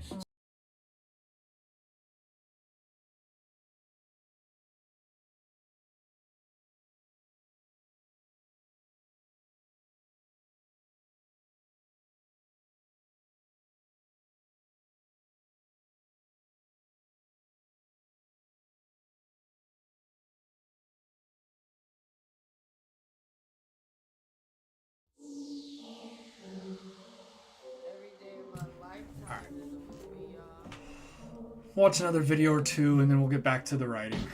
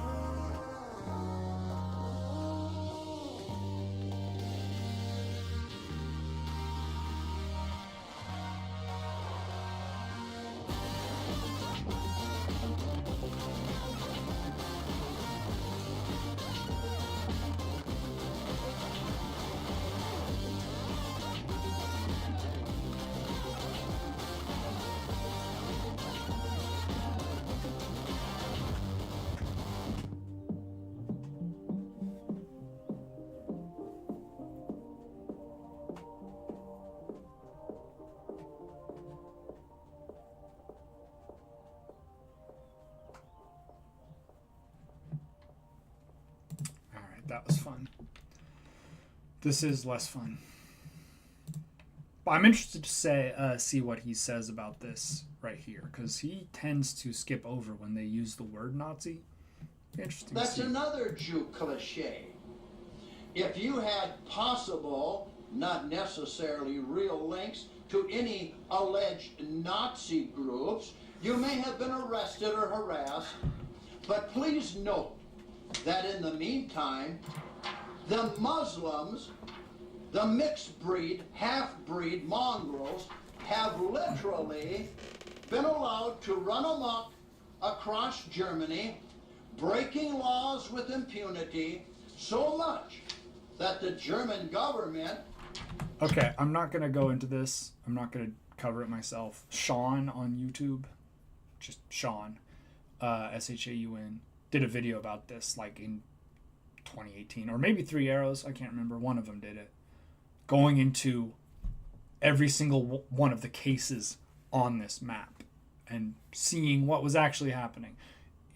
I am sure it will come as a great surprise that this stuff is being misrepresented. Tried to set up a website to discount the hoax stories of Muslims creating the crimes and the rape and the pillage. And yet when one looks at the map, it becomes clear that the German government is lying to the people of Germany. Here's your little map, okay? Here's Poland, okay? Right. Here's England up here. Here's the see it on the North map, Sea. Jim. All right. Here's France. Here's Hungary, Switzerland, and here is Germany. Yeah. And here's all the crimes. Nothing but a steady cloud of crimes against all the German white men, women, and children in Germany. Of cultural Germany. Look, here's the thing. Again, I'm not going to go over this map too extensively because people better than I have done it. But what he is saying is that each of these crimes is a crime against white people. But the map doesn't say that.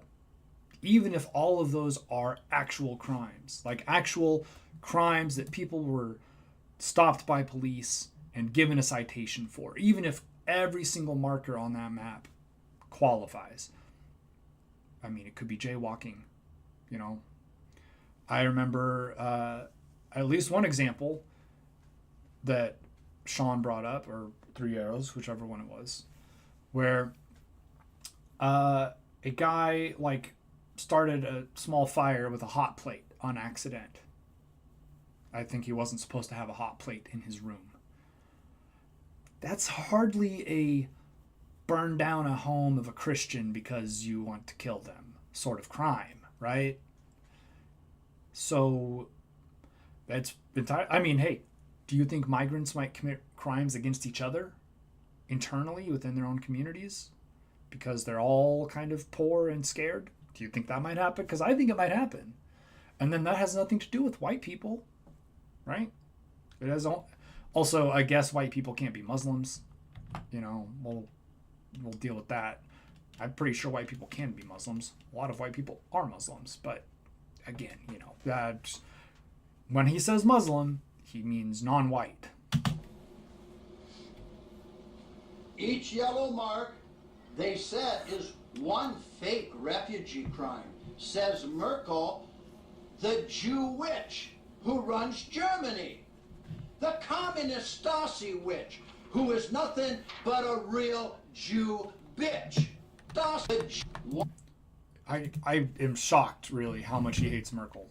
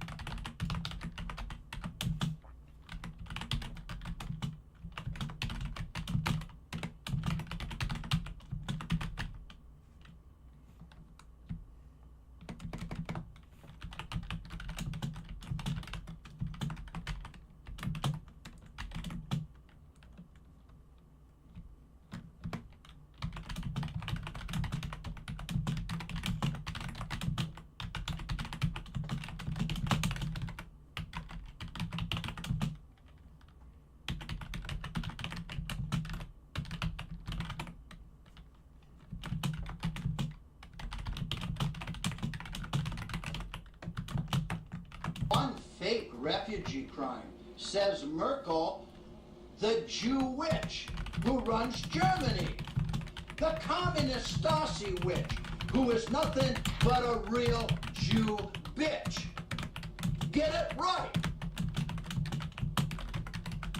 Notice the complete lack of criminal activity in countries which are keeping the so-called refugees out, like the Czech Republic, Poland, Slovakia, Hungary. You don't see all these crimes of rape and brutality and murder and robbery and mayhem. You don't see them in France and Switzerland and Hungary, Slovakia. Oh, he is not up to date on his talking points, because you do see those in France, according to white supremacists. Poland, all right, Belgium. No, it's all against the German people, because the German people face the East of the danger, and have protected Europe for centuries, and have protected their brother. Protected Europe right into 2 full-scale world wars. That is what we call protection. That first World War in 1914, when Germany was just trying to seize some territory, protecting Europe. And sister white countries from being overrun. 4 times the Muslims tried by might to invade Europe, and they were Which 4 times? What times are you talking about, Jim? defeated. The Ottomans were reasonably successful in their spread into Europe. So, I don't know what people you're talking about, what times specifically the Muslims tried to invade Europe by might, but I know that the Ottoman Empire at least ruled part of Spain for hundreds of years. So, Spain is, I would call Spain part of Europe, frankly. You know, if we just take a look here at the map. Let's see where Spain is. I don't remember. Where is Spain? Spain's over here. Man, like west. It's even farther west than England. That is, we're talking about Western Europe right here. This is west. It's farther west than France. It was controlled by the Ottoman Empire for several hundred years. Weird what counts as Europe and what doesn't. It's almost as if it has to do with skin color, and even not even skin color. It's so stupid. This is a deeply stupid way to live and believe. It just is. It is internally inconsistent, and you just have to sort of make a lot of exceptions. By the Teutonic Knights of Europe, led by the Germans, who are the battle axes and the weapons of war against the Antichrist. Well, I'm glad that we have a battle axe. Now, I'm going to switch off from Germany for just a moment and show you the new mayor of London, England. Jolly old England, you know. John Bull. Full of bull today. Wow. Yeah, Bull S. Wow. Here is Khan. This is Khan, a Pakistani. Yes. Did you know that Khan is a synonym name of Cain? But it's not. Hey, what about cane sugar? Is that also because of cane? What about a walking stick? Is that because of cane? Khan does not mean Cain. It means king, right? The great Khan. And Sadiq Khan, I mean, I don't really care. I'm not sure if he is born and raised in London. It says he's British, so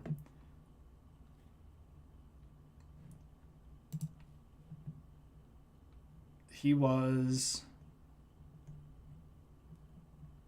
born in South London. Jesus. Right? I mean, again, maybe his parents are Pakistani, but he grew up in England and was born in London. That's pretty British. So, I just, you know, it's just awful. He's got the beak of a parrot. He's got the kinky hair of the Jew.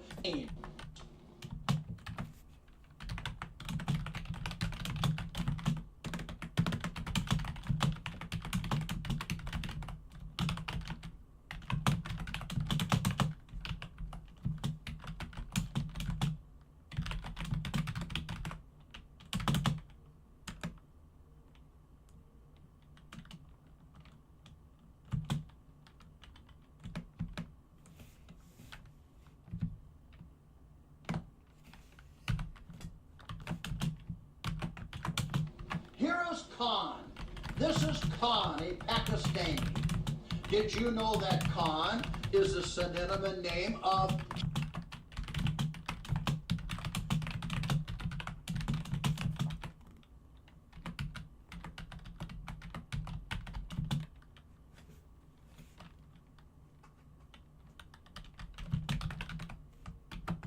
Cain? He's got the beak of a parrot, he's got the kinky hair of the Jew, he's got the beady eyes of the Jew, and he's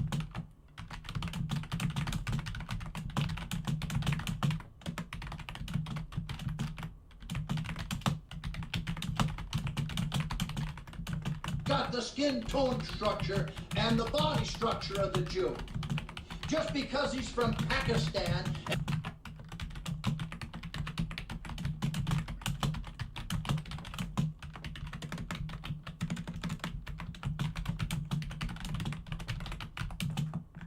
and says he's from Muslim doesn't mean anything. Well, victory for Said Khan highlights tolerant face of London. There's that Jew word again, tolerant. Diversity, hater. May 6th, London elected a Muslim mayor on Friday in a remarkable triumph over the racial and religious tensions that have been bedeviled other European capitals. The historic moment, Sadiq Khan is the first directly elected Muslim mayor of an important Western city. Toting-born Khan, alias Tooting. Cain, who grew up in a public housing in South London, dismissed the claims as desperate, insisting he did not have extremist ideas. Well, wait and see. Some conservatives voiced concern that the attacks on him could hurt Muslim community relations. Businessman Shahzad Siddiqui said Khan's background would help him to bring Londoners together. Oh, we'll have diversity together. Oh, he'll bring them together all right. The Muslims will get everything, and the whites of England won't get nothing. This is what it's going to come down to. Who cares about the whites of England? Not me. Sadiq Khan will have a unifying factor because he is a Muslim, an immigrant. He is not an immigrant. His parents are immigrants. He's the son of an immigrant, but he was born and raised in London. No, he's an alien. To be an immigrant, you've got to be of the same culture, species. Oh, interesting definition of immigration.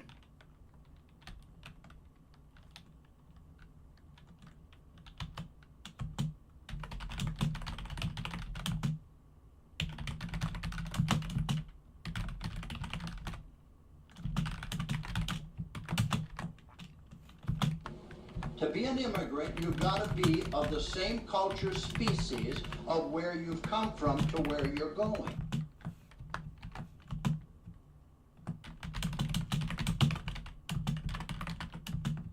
Of the same culture, species of where you've come from to where you're going.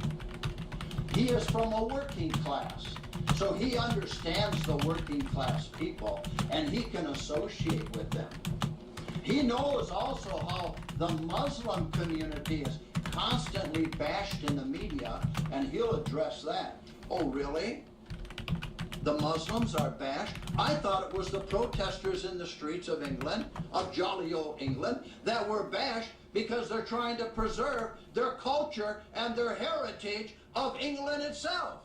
Now, who's talking through who what? I feel like he's having a stroke. From our culture. Don't forget what I'm putting. They're saying that Khan, they're saying he's from our culture or our species, our kind. No. Now you remember that. He's not white. He's not Sure. a white European, so he can't be of the white European culture. But even the Muslims said he's from our culture, a diverse culture, a culture that wants to take over all of England, all of Germany, Sweden, Denmark, Holland, and if allowed to persist, the whole world, with the Jews, of course, controlling them with their money. The latest census shows that 12.4% of Londoners are Muslim. Now I want you to think about this. There's great dissensions going on in England against the true British whites, the white culture, against the Muslims and what's going on. And yet this guy was elected in London as the mayor, and yet the Muslims only had 12% of the population of London. We've got a problem here. 48% were white, were alleged Christian. Forget that Christian, we're talking culture, white. And 1.8% Jewish, or Edom, Esau, all right? And 20.7% have no faith at all. Well, with the leaders like they have, I can understand why they have no faith. But here's the key. Of all the British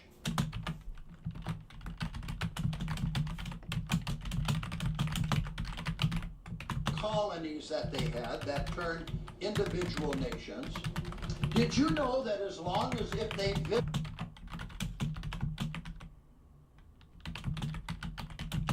turned individual nations, did you know that as long as if they visited England,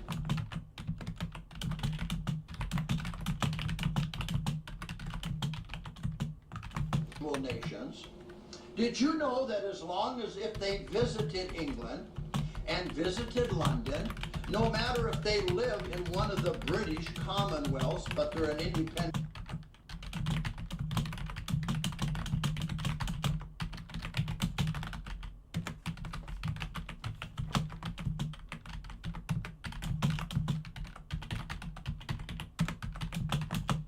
country now, did you know they could vote in the who's going to be mayor, even though they don't live in England?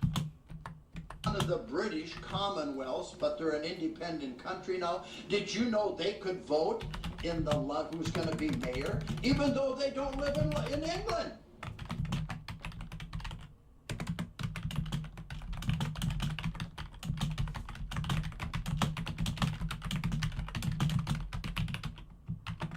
They can vote and vote now in the election because they're all part now of the British Empire. No matter if the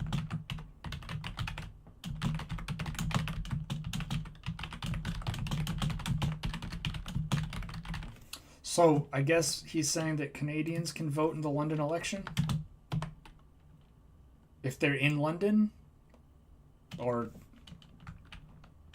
purple or pink or zebra color, the British Empire. No matter if they're purple or pink or zebra colored or anything else, they don't have to live in England to vote.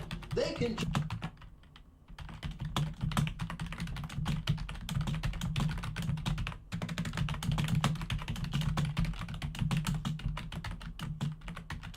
just vote. Anything else, they don't have to live in England to vote. They can just vote. So you got all this mixed mongrels out here who took and voted, and they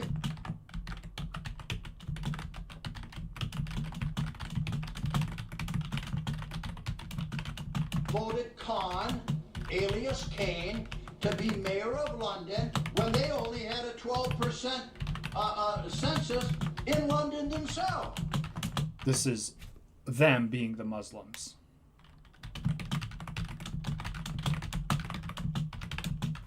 You had a 12% census in London themselves. I just wanted to explain to you how they fixed the polls. Let's see here.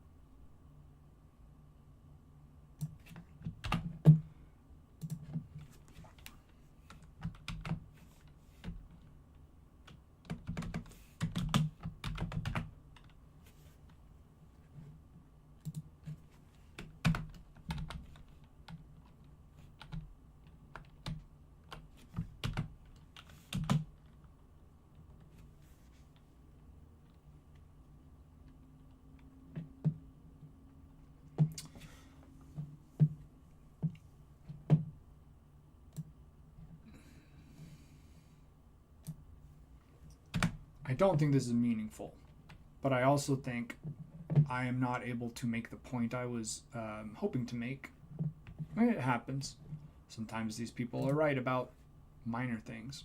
So I would say my understanding would be if you are like living or regularly in England, you can vote as long as you're eligible to vote, over 18.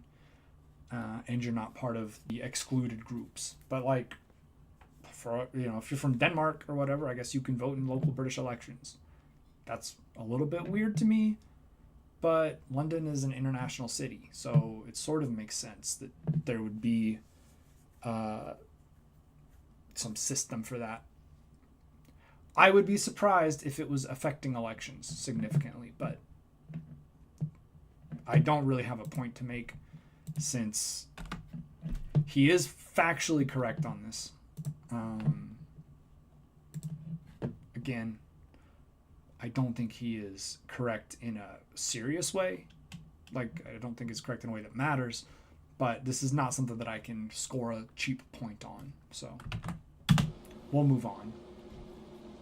The Muslim community is hugely varied, covering multiple ethnic and social backgrounds, as well as a variety of moderate and traditionalist views. And in the East End, which has a large Muslim minority, Voters said they had cast their ballots for Khan, alias Cain, because of his policies rather than his religion. That is one big fat lie. Well, I mean, that's just your word against theirs, man. Just like the They blacks, said it. They said that's why they voted Barack for him. Obama because he was black. They were too stupid to even know his policies because they can't even read or comprehend what they read. Stupid. Ooh. Big fat lie. Just like the blacks. They voted for Barack Obama because he was black.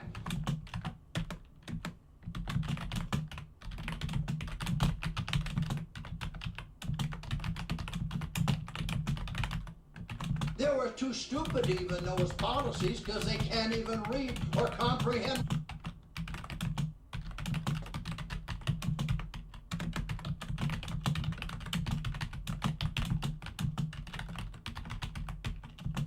What they read. But because he was black, they voted for him because he was black. I mean, I don't think Jim really was excited about Romney, but I bet he voted for him because he wasn't black.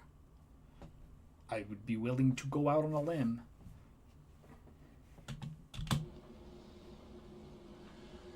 Fahim Ahmad, a 35-year-old stallholder of Bangladeshi origin from Bangladesh, selling Islamic dresses at the Whitechapel Street Market, said he was voting for the center-left Labour Party as much as for the individual.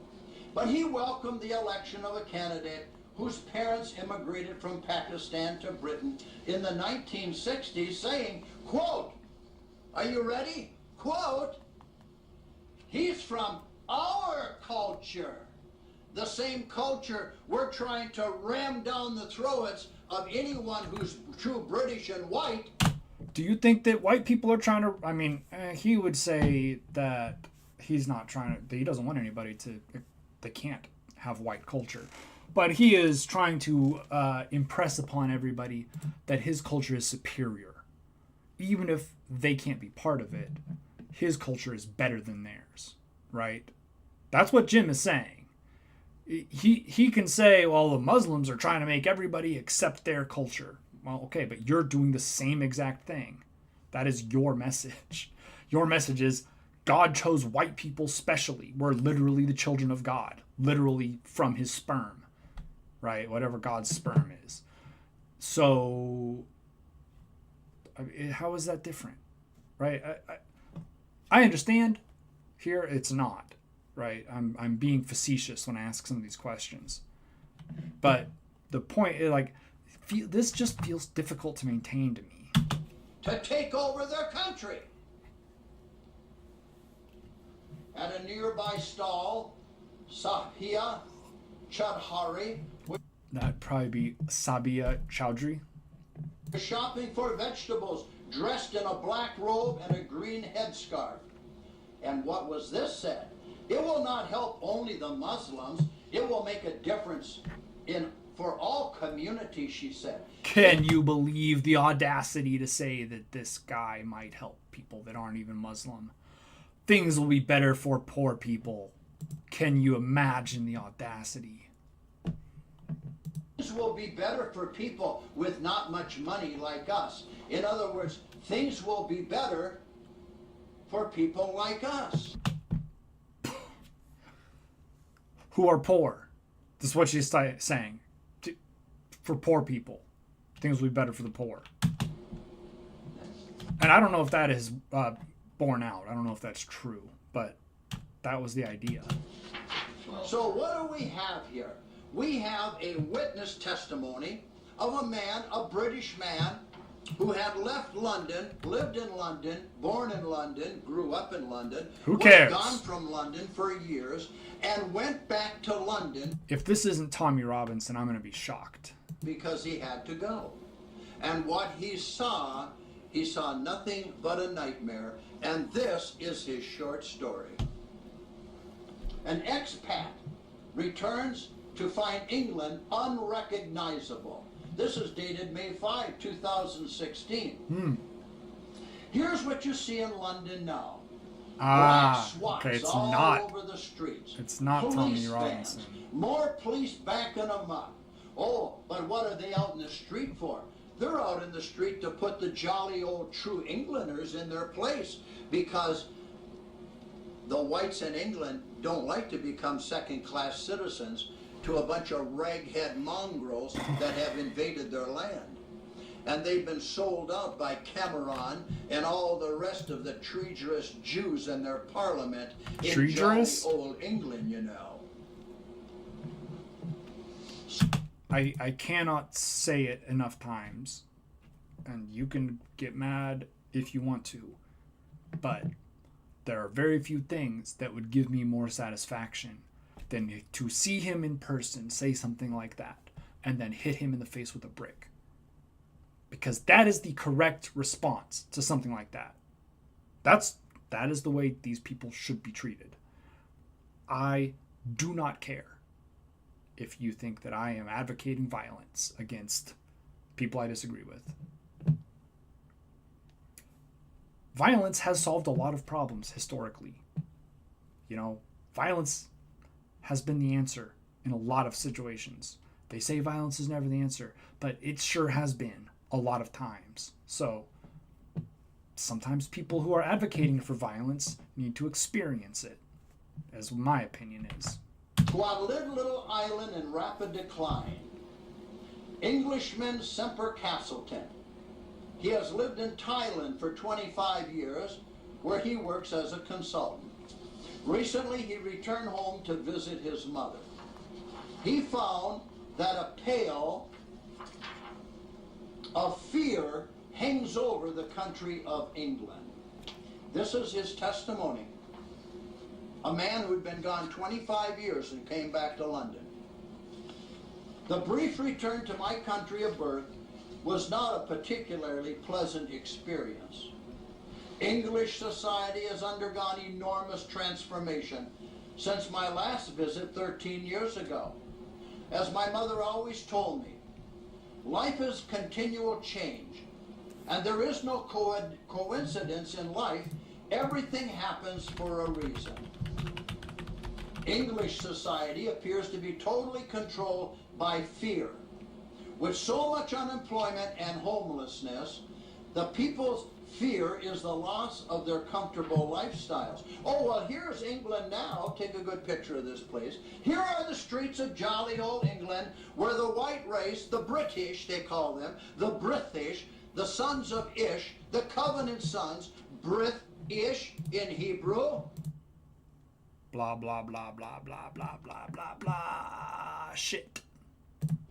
That's what Of the he's saying. nation of Ephraim, son of what? Joseph. Not Jew. Here's your streets today. How does he get around Britons? British, sure, that works for you.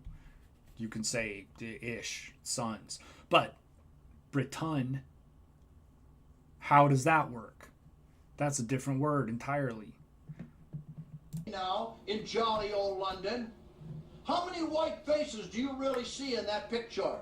Zoom in real close so that people watching this, I want to make sure that I'm not trying to spoof them when I say, how many white faces do you see in the streets of jolly old London today? There's not many there, folks. They're all mostly all tainted. And here's the bazaars. Here's the Islamic cultural bazaars selling their wares along the streets like some kind of ghetto, a ghetto appearance. This is what the man saw when he returned back to London. He was absolutely horrified what had happened. Next, please. Seriously, how many fakes are there? And now we're going back, all right? Or is it which is, because we're going back to Germany now, that Germany does not want to admit the European Union's master place for the total genocide of Master place? What does that mean? the Germanic people is failing miserably. It was bad enough last week that London elected a Muslim mayor. and I showed you his picture. Now, starting this week, there have been reports coming out of Germany about German police conducting mass arrests of German citizens, and even German police who protest Islam. All the while the Muslims are allowed to run amok and create their crime, rape, pillage, stabbings, and everything else. Because you see, the ruler, the chancellor of Germany, is a Jew communist Stasi witch bitch, is what she is. And you've got other high treason too in the Bundestag. You're being sold out, Germany. Are you gonna wake up? You're gonna wake up to your heritage of what you were before? Are you gonna put the courage and the strength of the knights of Germany in the past into your heart and go to war? Are you gonna commit to fucking other men again like they did in the old days? Well, wait, we don't want to talk about that. We hate gay people over here on the right. Never mind that all the cultures we're obsessed with were very into man-on-man sex. And take your country back from this Jewish infiltration of filth that has come into your land. Well, let's listen on. In one case, German police mass arrested German citizens in Dusseldorf. Their crime was holding a peaceful, non-violent, pro-German rally across the way. I don't even feel the need to investigate this, but boy, does this feel like it is being represented in a very friendly way. From where Muslim Turks were having a massive pro-Turkish march. In another interesting news story, this time coming from Cologne in Germany itself, the German government is now rounding up and beginning to prosecute the policemen who reported on the mass rapes of German women during the New Year's, and then reported how the German government tried to cover it up. Yes, you heard me correctly.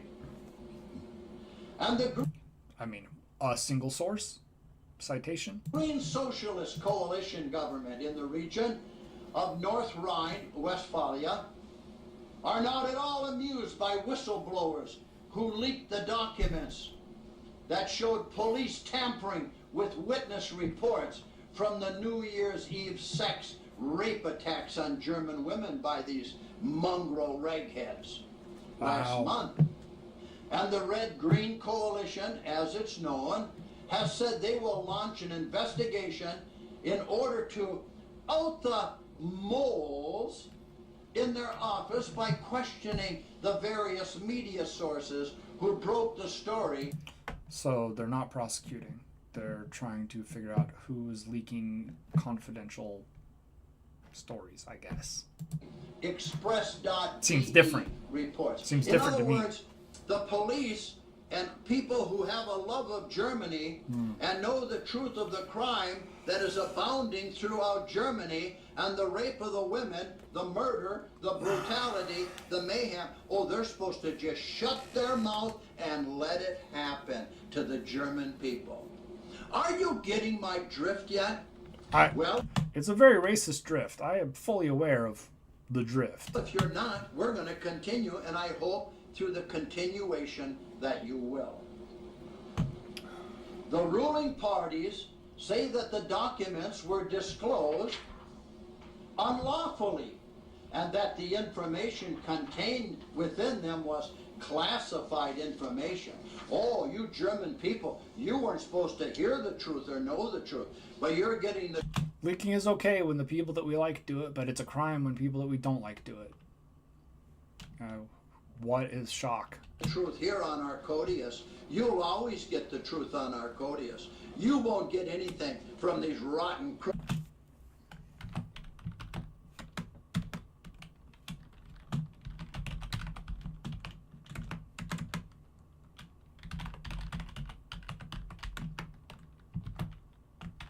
You'll always get the truth on Arcodius. You won't get anything from these rotten, crooked politicians you got, starting with the Jewess Merkel and down into the, what is he called? The second in command chancellor, another Jew.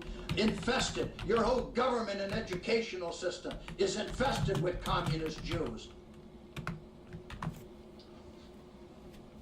The parties have already submitted a formal request to the parliament president, who herself is a member of the Socialist Party or the SPD.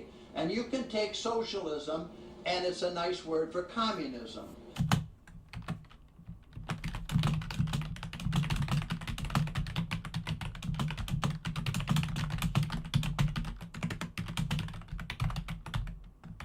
Jewish communism. For information regarding an investigation into the matter last Wednesday, SPD Chairman Hans Wilke Korfidges, whatever it is, has said that an inquiry must authorize prosecution against anyone found to be involved in the leaks to the German people. He said that the issues will be discussed behind closed doors. Oh, there's your secrets again. That was like the closed door secret of Barack Obama with the Jewess Yellen of the Federal Reserve Central Bank in America with Vice President Biden. Behind closed doors. Don't let the people know how you're robbing them or how you're going to arrest them or anything else. Make sure it's a secret. They don't know what's going to happen to them. And information regarding the inquiry will not be made immediately available to the public or the press. So he stressed that anyone, quote, who published confidential documents violates the law and endangers our work. I mean, this is what people say all the time about why you should prosecute leakers, which is the same sort of thing that people on the right say about how we should prosecute leakers when they are leaking things that they don't want to talk about. But when it's somebody leaking things that are advantageous for right-wingers, all of a sudden they're patriots, and we gotta respect it. I'm of the opinion that you can't have it both ways. What work is that? The work to subvert the country would be punished. Explaining why leaks impair the effectiveness of local government, he said politicians and police would be less inclined to take action in the future because they would be thinking of political ramifications before doing their jobs. See, the politicians, they don't care how much crime and rape there is, as long as they can keep their job done. It's quite the claim. They just want to stay in power. They want the good life. They don't live in the crime-infested areas that they created by letting all these... Sadiq Khan grew up working class in South London. It's hardly the Hamptons. ...mongrels and ragheads and pollutants into their nation. Christ. But the German people must suffer. The German women... The German people should suffer. Absolutely. The German people should suffer. And children and men must suffer. They must be raped and killed. They must suffer for the sins of their parents, Jim. Isn't that how the Bible said it should go? Don't you suffer for the sins of your parents? And stabbed to death and beaten to death. But as long as the politicians feel so exonerated themselves and so special and above everybody. Jim ran for office more than once. I'm just putting that out there. To allow this type of carnage to take place in Germany is treason itself. And you know how I think about treason. Treason is when you grab the treasonous person and hang him. Now, I'm glad that he knows the laws on treason in Germany and their rules for how you deal with treason. Because otherwise, I'd say he's a fucking maniac. For allowing the crimes to be perpetrated on the people. So, the German government itself admits that the reason it will not do anything about the rapes of the people, of the women, is because of political reasons. Or they want their power, and they do not care at all about Hans Q. Public, his family, his daughter, or anybody at all, so long as they get to keep the party going. Now, what does that sound like? Well, it sounds to me like you have a bunch of Schweinhund, who are your political leaders. And they are that, Schweinhund. They are pig dogs, is what they are. It's time for the werewolves to stand up. It's time for Germany to stand up. It is time for the spirits of the Teutonic Knights of Germany to rise up and stand up to protect Germany and their culture and nation from the treason on the political level, on the financial level of this invasion coming in to miscegenate your entire culture out of being. And that goes for Sweden and Holland and Denmark, Finland, all the white nations, France. Now Fuck here, this guy, man. we see the symbol of what they call the GOP, the Republican Party of the United States. There's a lot of things representing in symbols, okay? And let me show you the main symbol of what they have here, of which people never recognize because they're too damn drunk or juiced up on heroin or juiced up on political propaganda from the electric toilet to understand, okay? You see these stars right here? That is the inverted head of Satan himself. The two ears, the cheekbones, and the jaw. Here are Satan's symbols of the GOP, of the Republican Party of the United States of America, showing that the Jews control the entire Republican Party of the United States, as well as the Democratic Party of the United States. Because, see, stars on the flag, they aren't inverted. You have the point on top, which is the true star of the United States. These are the inverted stars of Satanism, of Satan himself, of the occult. Wow, Because that's of fucking the, crazy. Showing that of the Republican Party. You see these stars right here? That is the inverted head of Satan himself. The two ears.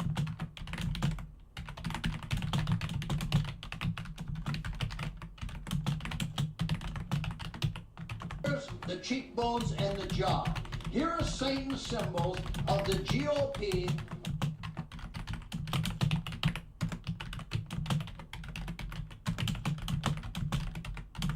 of the Republican Party of the United States of America, showing that the Jews control the entire Republican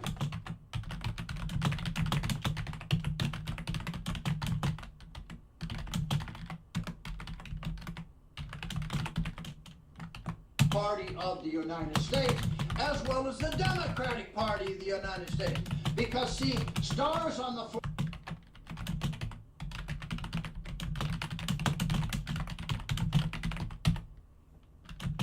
as well as the Democratic Party of the United States. Because, see, stars on the flag, they aren't inverted. You have the point on top, which is the true star of the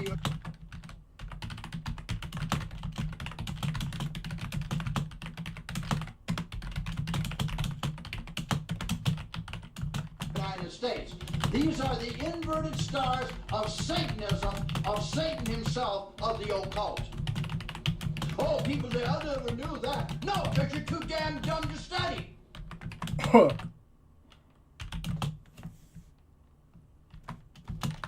Of Satanism, of Satan himself, of the occult. Oh, people say, I never knew that. No, because you're too damn dumb to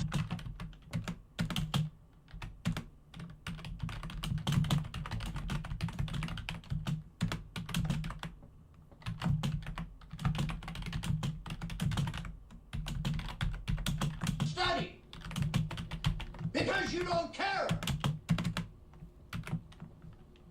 of how you're controlled, your very thought process, your living. You're totally controlled. You're in jail 24 hours a day. You just don't see the bars in front of you.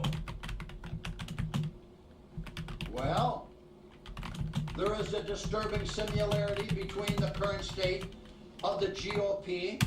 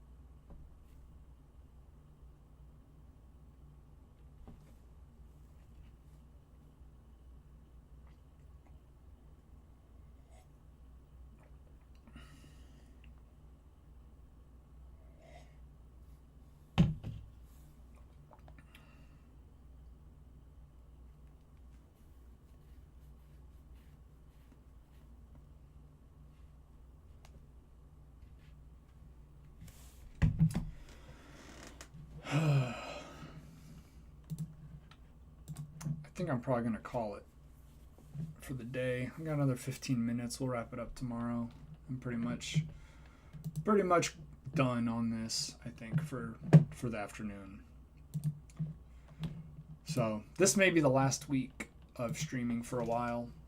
I don't know, but I would expect that. So yep, we'll stream through the week and then